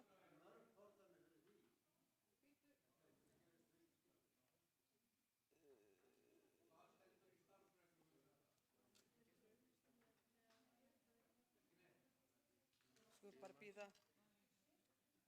Ég held ég verði að biðja lögfræðingan okkar aðeins að hérna bæði Guðmund, Eirík og Ragnhildi að fara fram og skoða þetta. Við bara gerum hlé á meðan.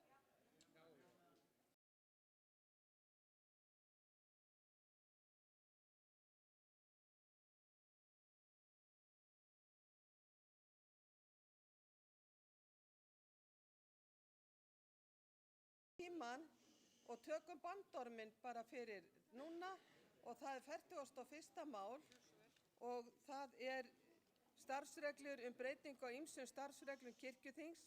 Það er nefndarálit löggjafarnefndar, framsögumaður er Bryndís Malla Elídóttir og tekur hún út til máls.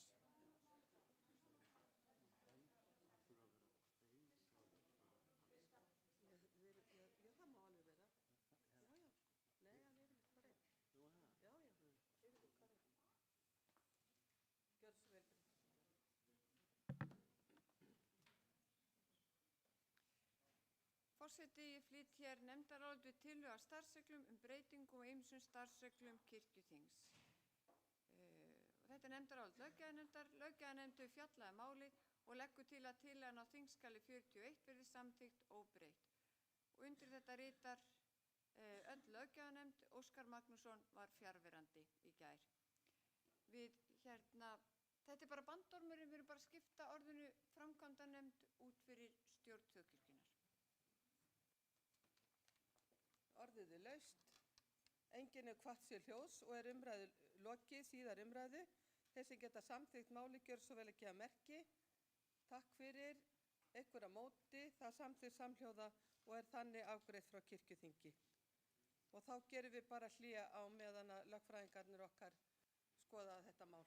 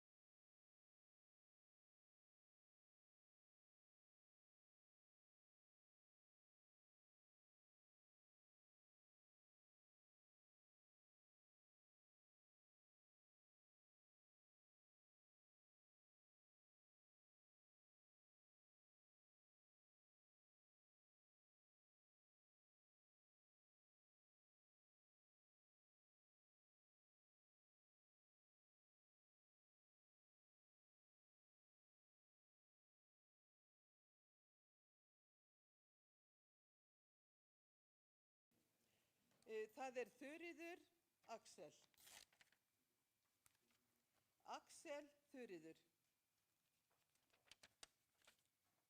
Axel Þuríður. Þuríður Magnús Erlingsson. Þetta er ekki mín skrift. Arna Gretarsdóttir og Guðni Már Harðarson. Arna Gretarsdóttir, Guðni Már Harðarson. Les ég of hratt. Þuríður Björg Víum, Arna Gretarsdóttir.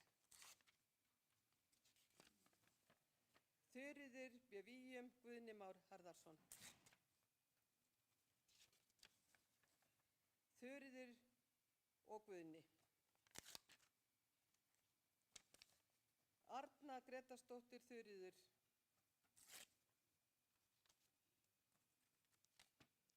Arna Gretarsdóttir, Guðni Már Harðarson. Arna Gretarsdóttir, Axel Árnason.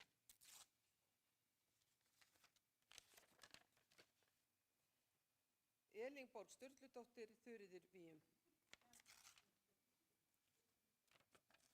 Þuríður Björg og Guðni Már.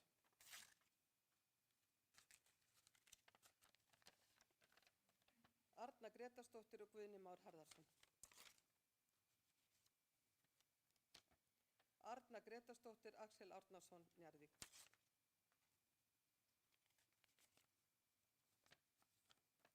Arna Gretarsdóttir, Guðni Már Harðarson.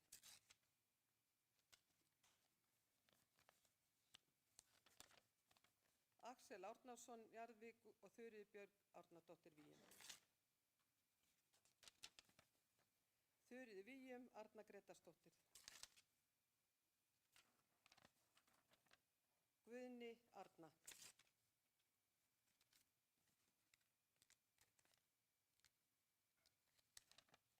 Þuríður Arna. Já, Þuríður Arna.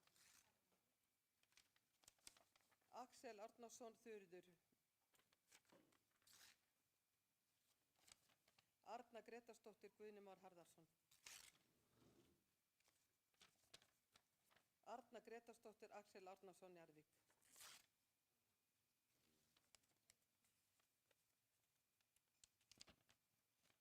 Arna Gretarsdóttir, Axel Árnason, Njarðvík.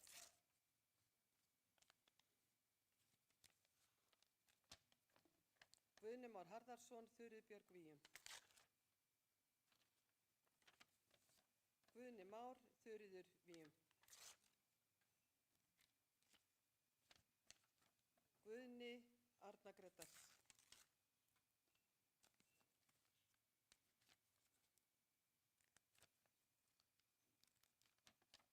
Þuríður Björg Víum, Guðni Már Harðarson.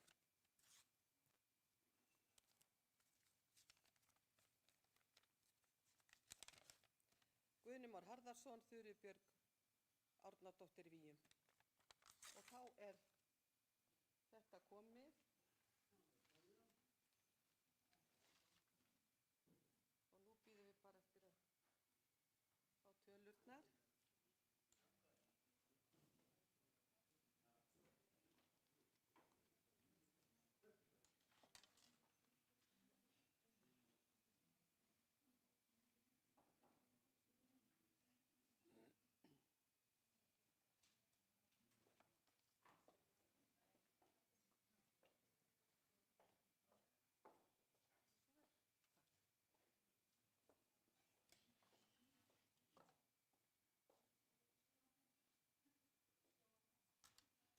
Talningu er lokið og úrslit liggja fyrir.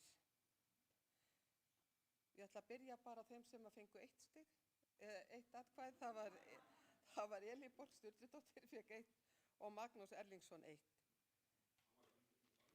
Axel Árnason Njarðvík fékk 9 atkvæði, Guðni Már Harðarson með 14 atkvæði, Arna Gretarsdóttir 15 atkvæði og Þuríður Björg Víum 18 atkvæði.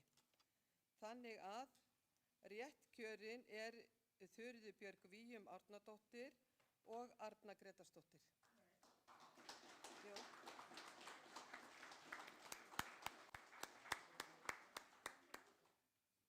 Og þá munum við kjósa aðalmenn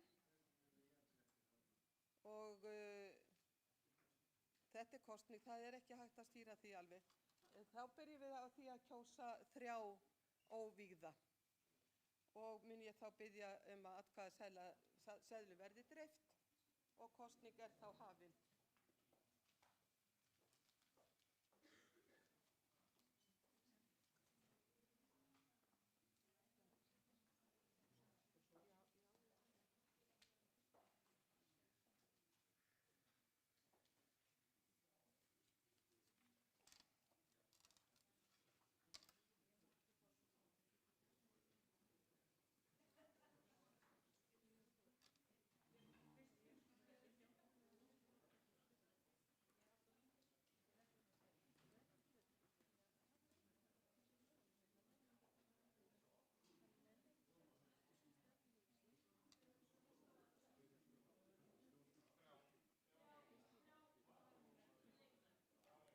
Þið kjósið 3 leikmenn. Það eru 3 leikmenn.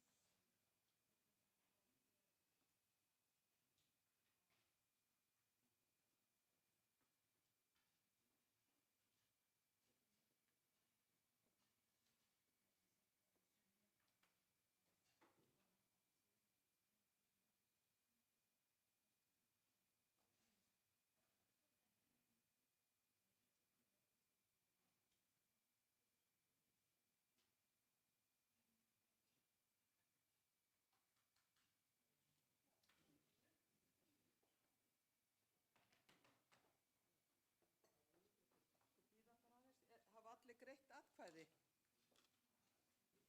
Ef allir hafa greitt atkvæði þá verður atkvæðaseðlum safnað saman og kosningu þá lokið.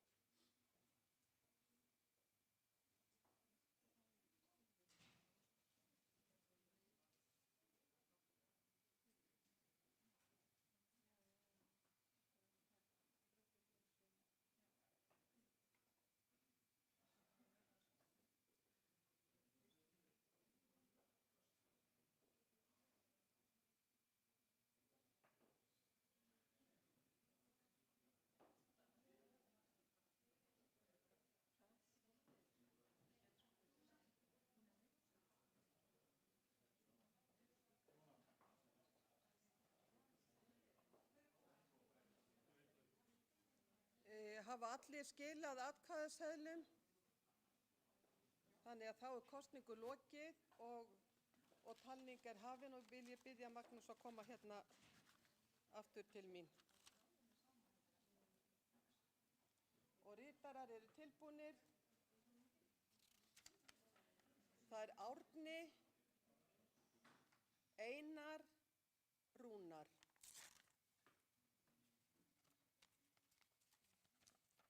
Það er Óskar, Auður, Einar. Það er Óskar, Rúnar, Auður. Það er Árni, Einar, Jónína. Það er Einar Már, Rúnar Vilhjálmsson, Árni Helgason.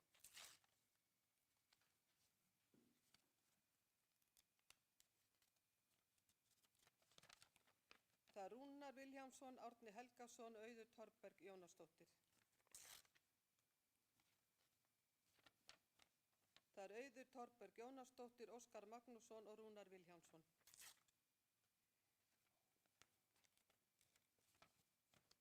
Það er Auður Torberg Jónasdóttir, Jónína Rós Guðmundsdóttir og Rúnar Vilhjálmsson. Það er Árni Helgason, Einar Már og Jónína Rós. Það er Óskar Magnússon, Einar Már og Auður Torberg. Það er Óskar, Auður, Einar. Árni Helgason, Rúnar Vilhjálmsson og Einar Már Sigurðarsson. Árni Helgason, Einar Már Sigurðarsson og Rúnar Vilhjálmsson.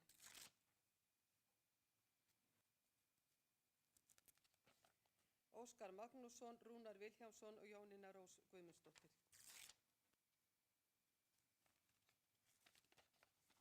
Óskar Magnússon, Einar Már Sigurðarsson, Auður Torberg Jónasdóttir.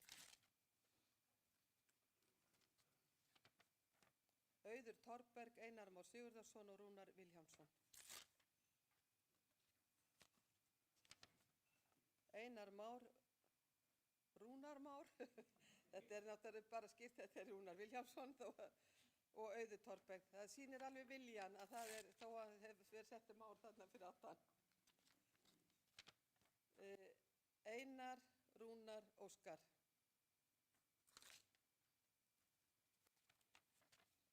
Árni Helgason, Jónína Rós Guðmundsdóttir og Rúnar Vilhjálmsson. Árni, Rúnar, Jónína.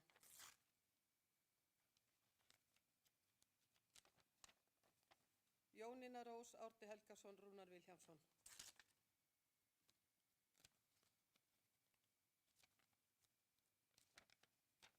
Jónína Rós, Auður, Einar. Árni Helgason, Einar Már Sigurðarsson og Rúnar Vilhjálmsson. Rúnar Vilhjálmsson, Árni Helgason, Jónína Rós.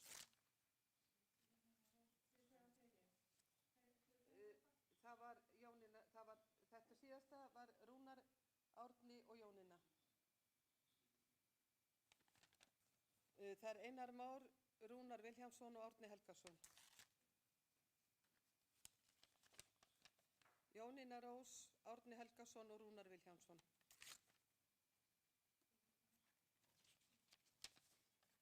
Rúnar Vilhjálmsson, Óskar Magnússon, Auður Torberg. Árni Helgason, Einar Már Sigurðarsson og Rúnar Vilhjálmsson. Og þá er það síðasti og það er Auður, Óskar, Rúnar.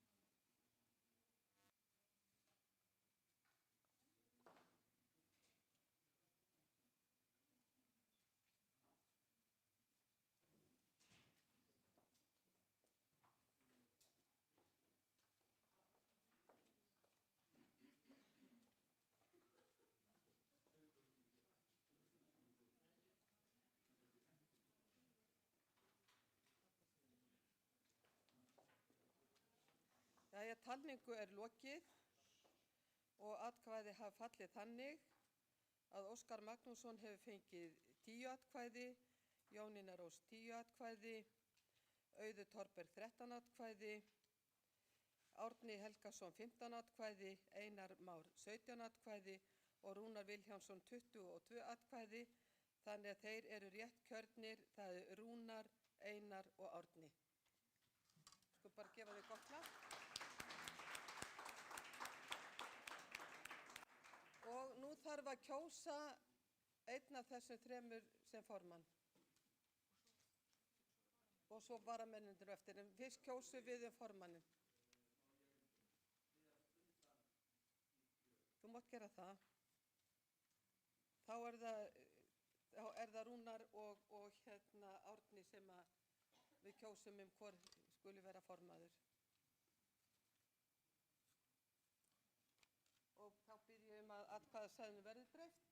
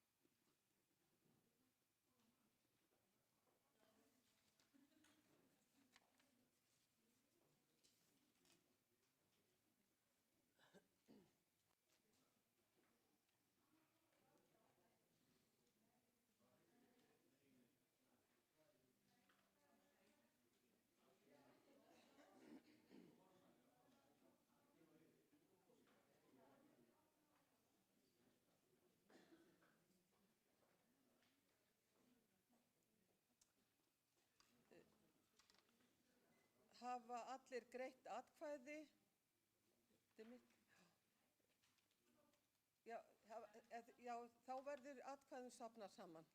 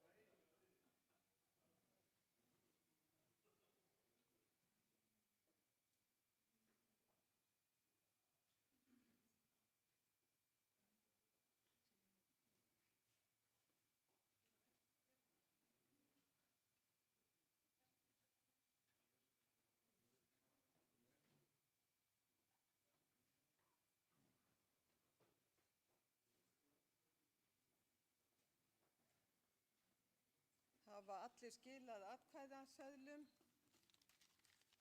Þannig þá er kosningu lokið og bið ég Magnús Erlingsson að koma hér og vera vottur.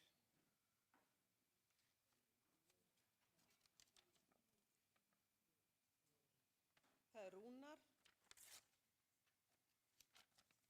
Það er Árni. Það er Árni Helgason. Það er Árni Helgason. Það er Rúnar. Það er Rúnar. Rúnar.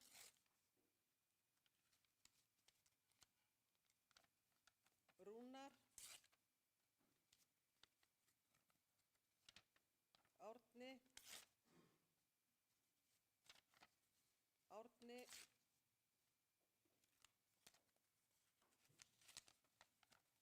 Rúnar. Árni. Rúnar. Rúnar.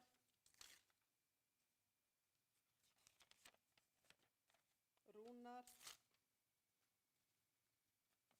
Rúnar.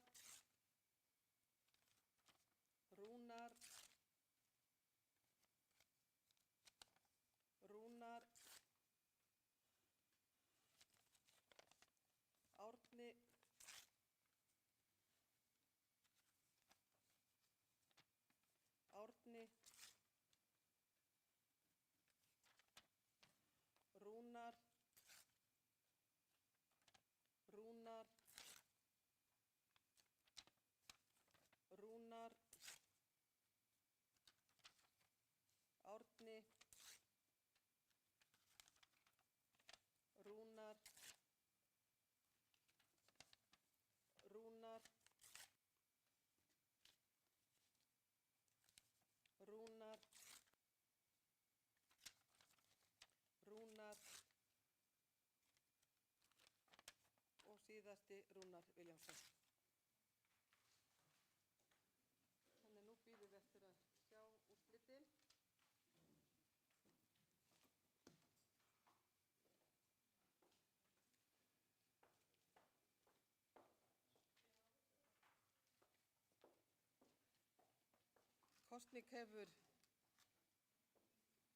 Kosningu lokið og það er búið að kjósa formann. Og Rúnar Vilhjálmsson er réttkjörinn formaður með 20 atkvæði, Árni Helgason fékk 9 atkvæði. Þannig Rúnar Vilhjálmsson er réttkjörinn formaður. Og þá þurfum við að kjósa í varamennina og það er þá fyrst kosið í vígðaflokknum og það er ennþá laust. Já, þá er það Guðni Már og Axel og Jóhanna segi ég. Eru fleiri? Þá er það þessi 3 og þá ætla ég að biðja að atkvæðaseðlum verði dreift. Kjósa 1, það er 1 varamaður. Kjósa 1, það er 1 vígður og 2 leikir í vara. Já, bara kjósa 1.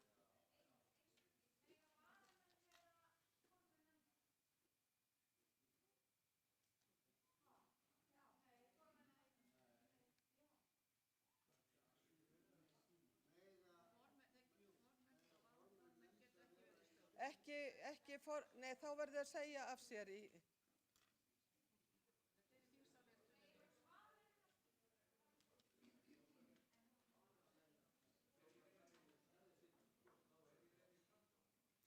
Í framboði eru Jóhanna Gísladóttir, Guðni Már Harðarson og Axel Árnason Njarðvík.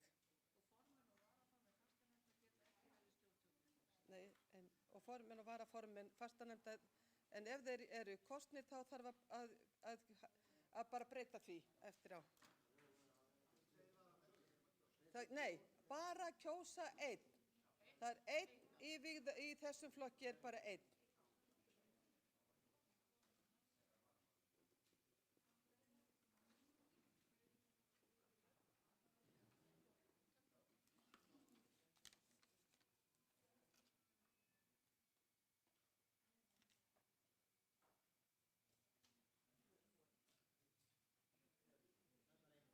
Það er bara 1 nafn.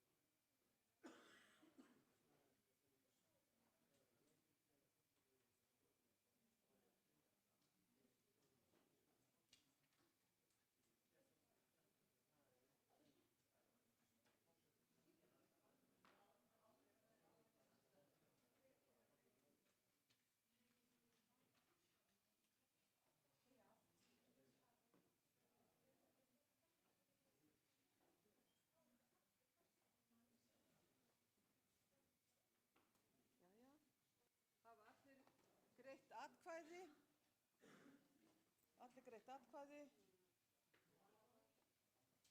Þannig að þá verða atkvæði talin og bið ég vottinn að koma hingað upp.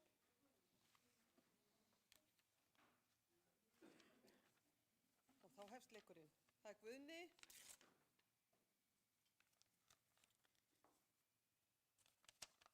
Það er Guðni. Það er Jóhanna.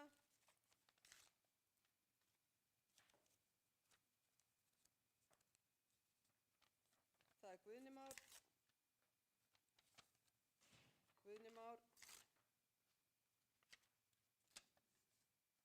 Jóhanna Gísla.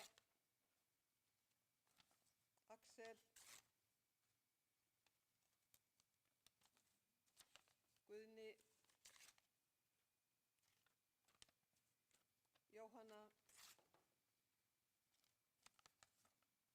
Axel, Axel, Axel, Guðni, Guðni, Guðni, Axel, Axel, Guðni, Guðni,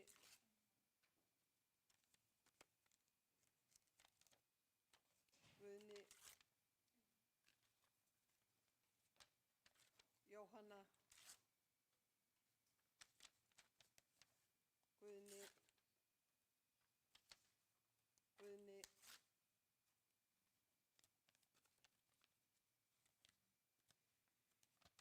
Guðni,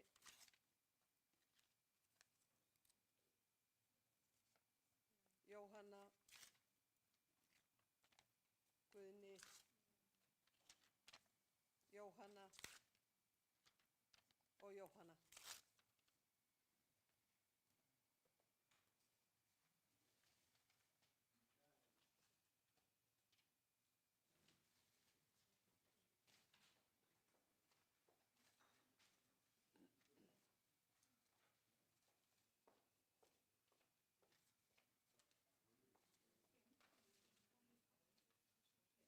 Þá liggja kosningaúrslit fyrir.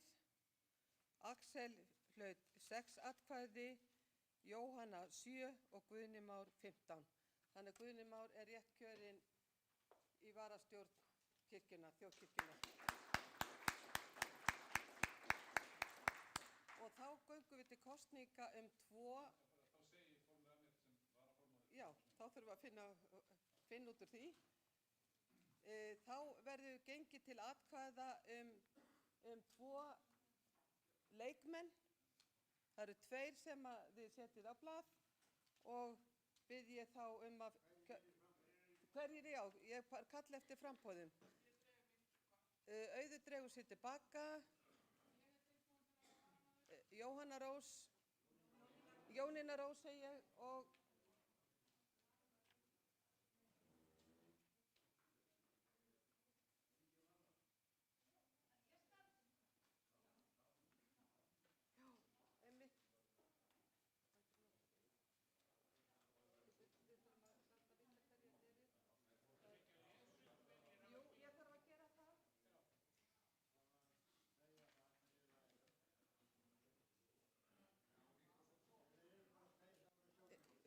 það er Jónína Rós. Það er Jónína Rós og það er hún Áslaug. Ég ætla bara að bíða eftir að vita hvort það er einhverju fleiri. Við þurfum að láta kjósa samt.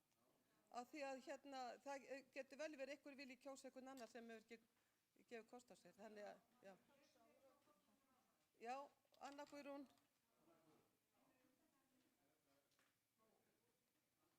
Þannig að þá hefst kosningin. Það eru 2. Ég hef ekki heyrt af því. Nei, það eru 2 varamenn. Það eru 3 sem gefa kost á sér. Það er Jónína Rós, það er Áslaug og það er Anna Guðrún Sigurjónsdóttir.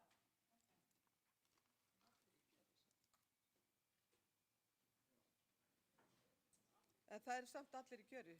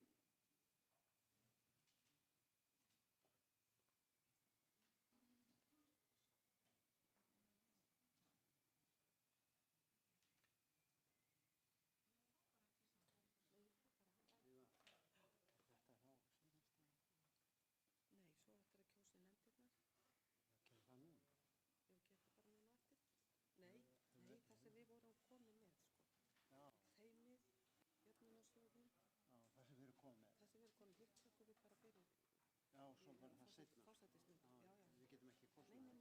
Nei. Og við bara skipum í þetta. Við skipum í það og það er ekkert borð undir neitt.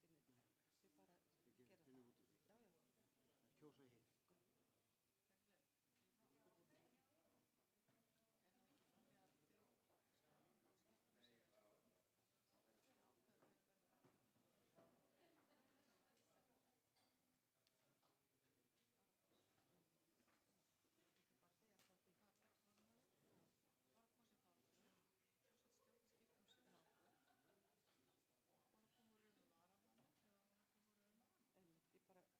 Jæja, hafa allir greitt atkvæði?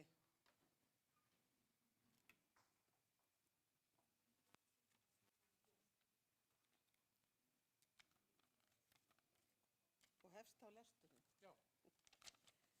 Það er Jónína Rós Áslaug. Jónína Rós Áslaug. Anna Guðrún.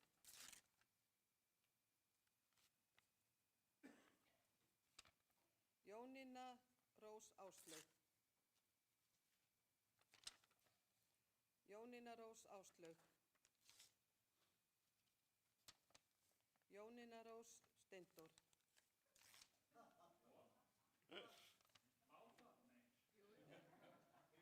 Það er allir í boði. Anna Guðrún Áslaug. Jónína Áslaug.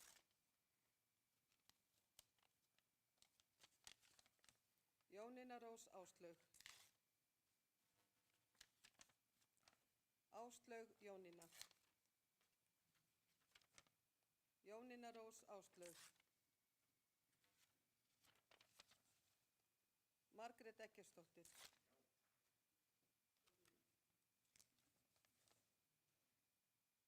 Anna Guðrún Áslaug. Anna Guðrún Jónína Rós.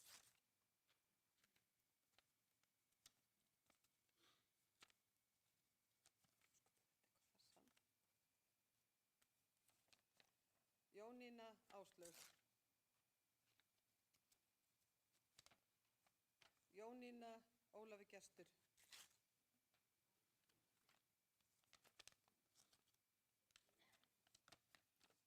Jónína Rós Anna Guðrún.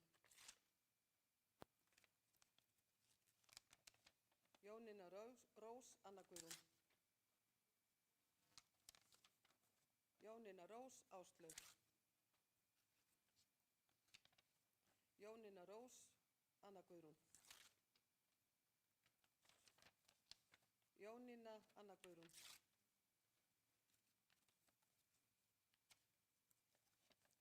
Jónína Rós Kristrún. Jónína Rós Anna Guðrún. Jónína Rós Anna Guðrún. Anna Guðrún Jónína Rós. Jónína Rós Anna Guðrún. Áslaug Anna Guðrún. Jónína Rós Anna Guðrún.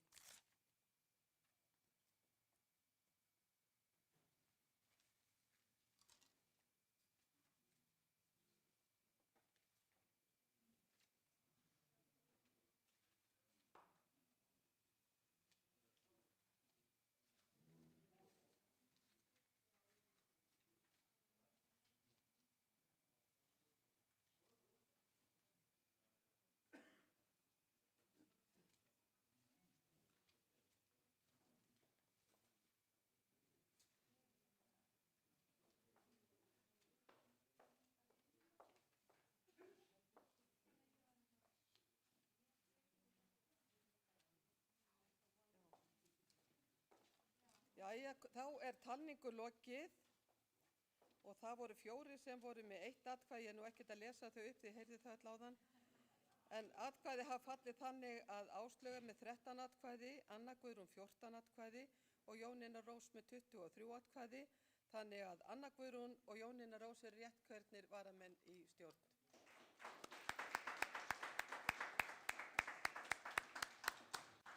Og þá er nú þannig háttað að við erum búin að kjósa stjórnina og formann.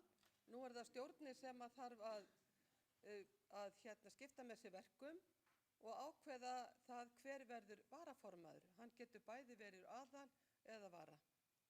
Þannig að, en það eru leikmenn sem geta verið í því hlutverki. Þannig að það væri ágætt ef að stjórnin gæti komið saman bara núna á eftir til þess að greiða úr því. Já, bara skipta með sér verkum, bara koma saman. Býtum við, þá er hún er að hluti tekið þá. Ég sé að Sólveig Lára er að stilla þeim upp til myndatöku en við gerum bara 5 mínútna hlé og síðan höldum við áfram að kjósa.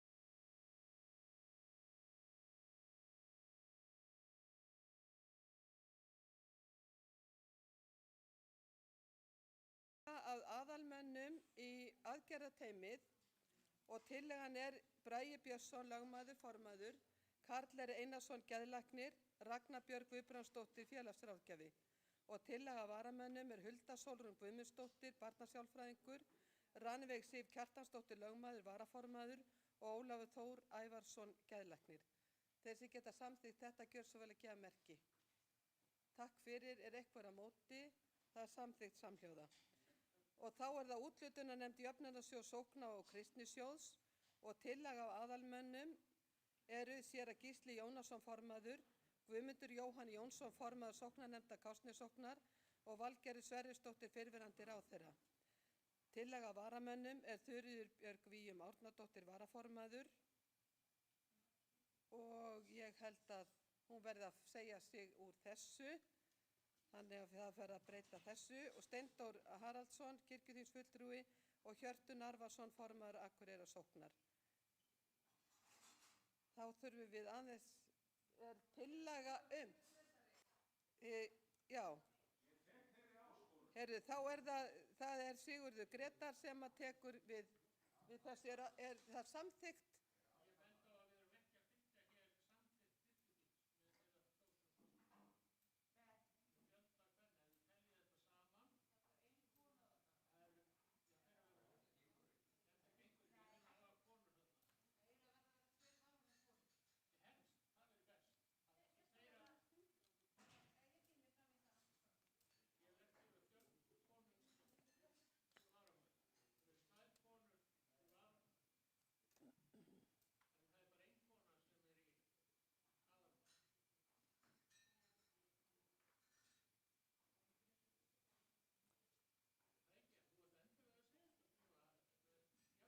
Já, það er, jú,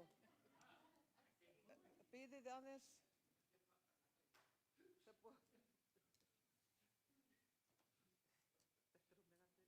Hildur Inga Rúnarsdóttir hefur beðið orð.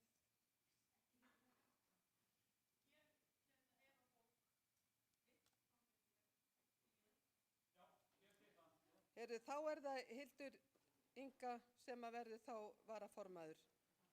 Ég held að við breytum ekki í öðru, það er þannig ég legg til að þetta verði samþykkt svona eins og þetta er núna.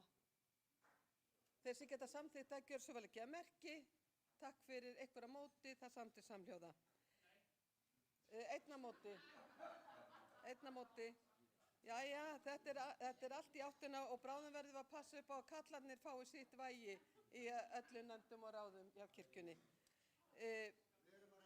Við erum að reyna það. Þá er það þriðja nefndin, það er til að endurskoða starfsreglur kosningarétt við kjör til kirkjuþings og embætta biskupa, 11. mál kirkjuþings 23-24, og lagt til að það verði Þorvaldur Karl Helgason, Auður Torberg Jónasdóttir og Steindór Haraldsson. Þetta var þannig lagt fram af forsætisnefnd. Já. Við þurfum að taka formlega fyrir. Það er hvergi komið fram formlega, þannig þú dregur þig tilbaka og það er tillaga að hver fari þarna inn. Einar Már Sigurðarsson.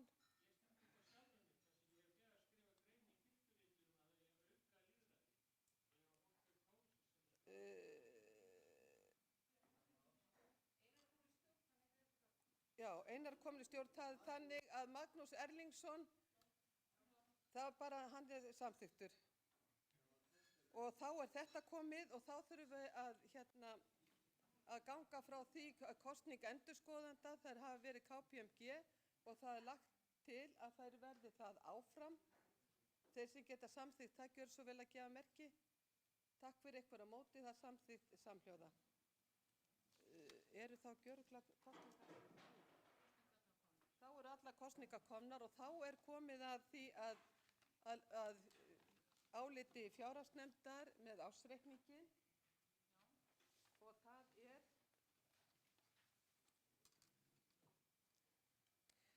er 37. mál. Já, það er 37. mál. Það er síðar umræða, það er ársreikningur þjóðkirkjunnar fyrir árið 2023. Það er nefndarálit fjárhagsnefndar, framsögumaður er Margrét Eggertsdóttir og tekur hún nú til máls.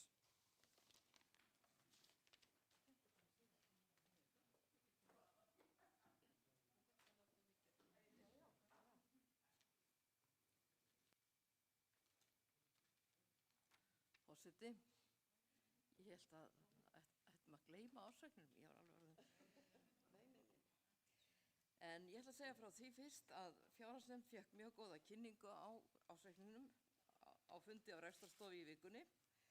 Þar var Birgir framkvæmdastjóri ásamt Karolínu frá Sessor og Helenu frá KPMG. Það var farið mjög vel yfir reikninginn og svara spurningum og þetta var bara virkilega góður fundur og við fengum að sjá endurskoðendaskýrsluna sem liggur ekki fyrir nema bara útvöldum. En þetta leit allt mjög vel út og nefndaráliti hljóða þannig. Nefndaráliti tillögu til þingsályktunar ársreikning þjóðkirkjunnar fyrir árið 2023. Fjárhagsnefnd hefur fjallað málið og leggur til að það verði samþykkt óbreytt og undir þetta ritar fjárhagsnefndin öll.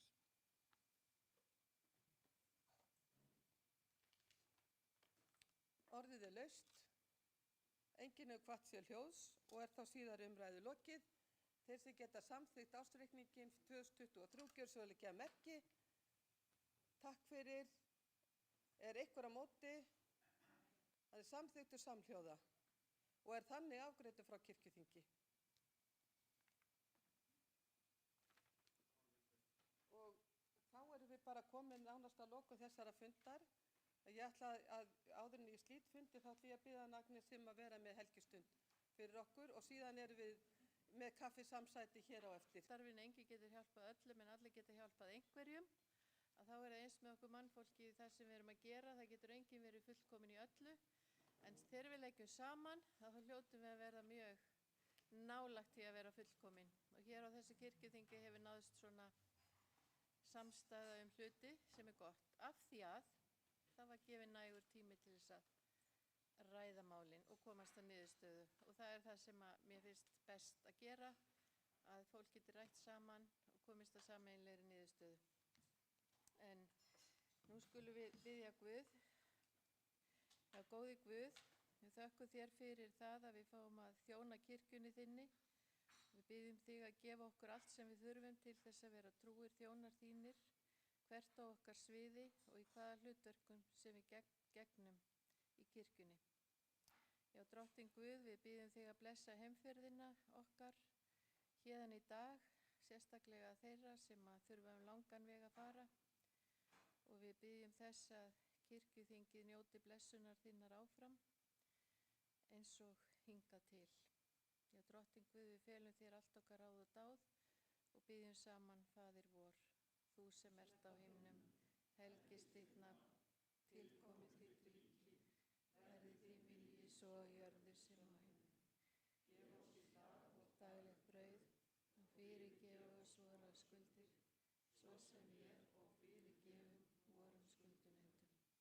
Eigi leið þú oss í freistni, heldur frelsa oss frá illum, því að þitt er ríkið, mátturinn og dýrðin að eilífu.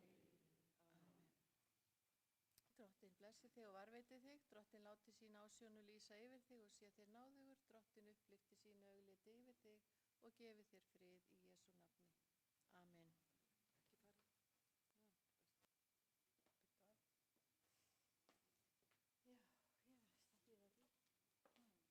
Áður en að ég slít þinginu að þá vil ég fyrir hönd kirkjuþings þakka biskupi fyrir öll þau störf sem að hún hefur unnið með okkur á kirkjuþingi.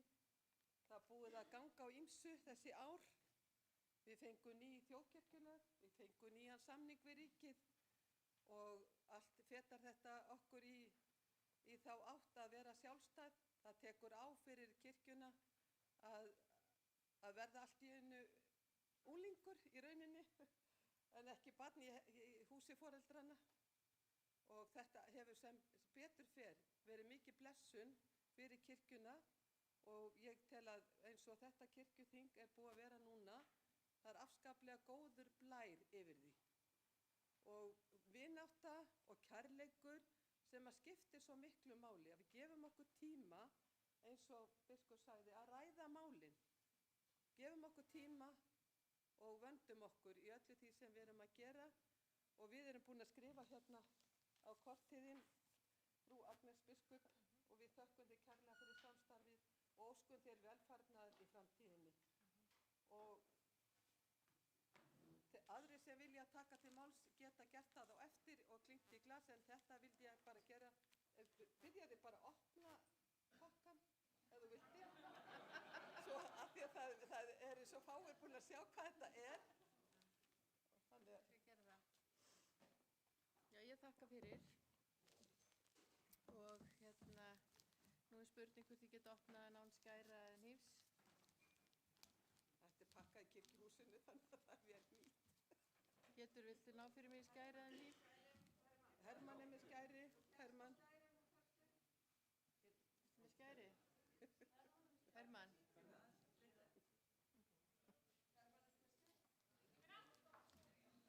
Það hlaut að vera að prjóna kona, handavinnu kona væri með skæri. Þetta er svo spennandi.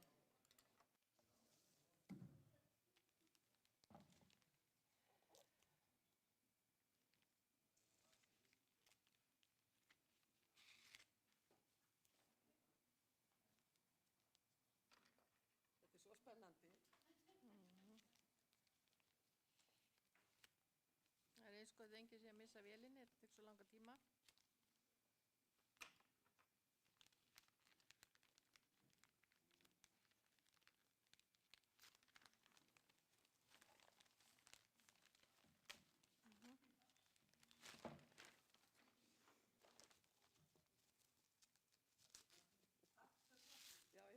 Afturpappír, já, þetta er nú erfiðasta verkefni sem ég hef fengið, held ég.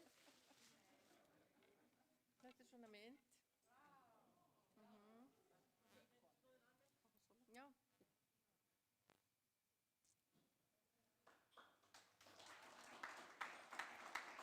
Takk fyrir, Kalla. Takk, Agnes, fyrir allt þitt. Ég ætla bara að minna á það að við erum ekkert að kveðja hana Agnesi, þó hún sé að kveðja okkur á kirkjuþingi, að þá á eftir að kveðja hana þegar að hún er ekkert hægt. Nei, það tekur nokkra mánuði viðbót. Þannig bara gangið þér allt. Þetta er löng meðganga, en vonandi fæðingin gangi vel. Já. En ég bara þakka fyrir þessa gjöf og þakka fyrir samveruna á kirkjuþinginu og þetta hefur verið lærdómsríkur tími. Ég var að skoða myndir út af biskupsvígslu eða innsetningu sem verður 1. september næstkomandi frá minni eigin vígslu í Hallgrímskirkju 24. júní 2012. Þar sá ég frekar unga konu með litla undirhöku og páarhrukkur. Þannig að þetta hefur, já, er ekki sagt að hrukkurnar séu bara svona dæmi það maður hefur öðlast einhverja reynslu. Og það hefur ýmislegt verið lærdómsríkt. Ég ákvað það ungað árum að aldrei skildi ég fara í pólitík. Mér var boðið að sitja hjá 3 flokkum á lista og ég sagði nei takk, og það voru svo ólíkir listar sem Sjálfstæðisflokkur, Alþýðubandalag og Kvennalisti, og ég sagði nei takk og ákvað það að ég skal aldrei taka þátt í pólitík, en ég verð nú að viðurkenna það að það hefur verið svolítið pólitík sem ég þurfti að taka þátt í.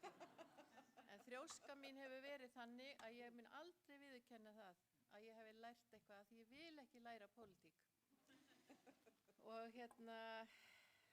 ýmislegt hefur gerst á þessum tíma sem að vegna þess að kirkjan starfa nú fyrst og fremst í söfnuðnum, eins og þið vitið, hún er þannig byggð upp. Við á þjónustumiðstöð kirkjunnar erum að þjóna söfnuðunum og sóknunum og öllu þessu góða fólki, og ég hef verið svo lánsum að fá að fylgjast með því starfi með því að ferðast um landið, og það er eftir núna örfáar sóknir fyrir vestan þaðan sem ég kom. Og ég vona nú samt að ég komist suður aftur, því ég ætla að búa í Reykjavík í framtíðin en ekki fyrir vestan, vegna þess að ég nenni ekki að moka snjóinn. Og það hefur verið ýmislegt unnist í umhverfismálum, mannréttindamálum og fleiri slíkum málum í kirkjuna á mínu tímabili. En það sem mér finnst þó standa upp úr og vera besta málið, það er skjólið. Það sem við horfum upp á lífsbjörgun, nánast nánast á hverjum degi, að minnsta kosti í hverju viku. Þetta var svo þarft verkefni og ef að kirkjan á ekki að sinna okkur minnstu bræðrum og systrum þá veit ég ekki hvað. En takk fyrir mig.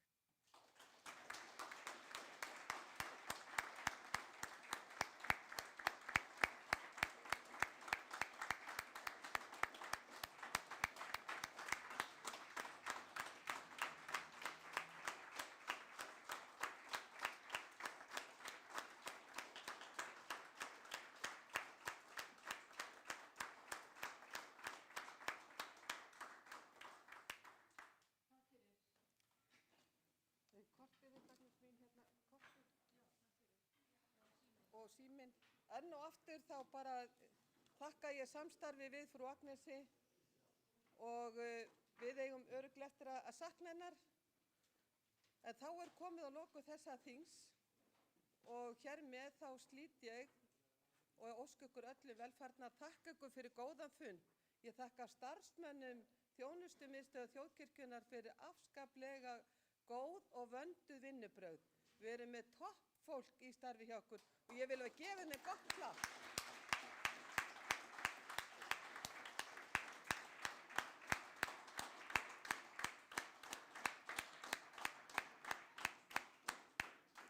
Við erum sko sannarlega gæfusöm, Þjóðkirkjan að eiga svona góða að.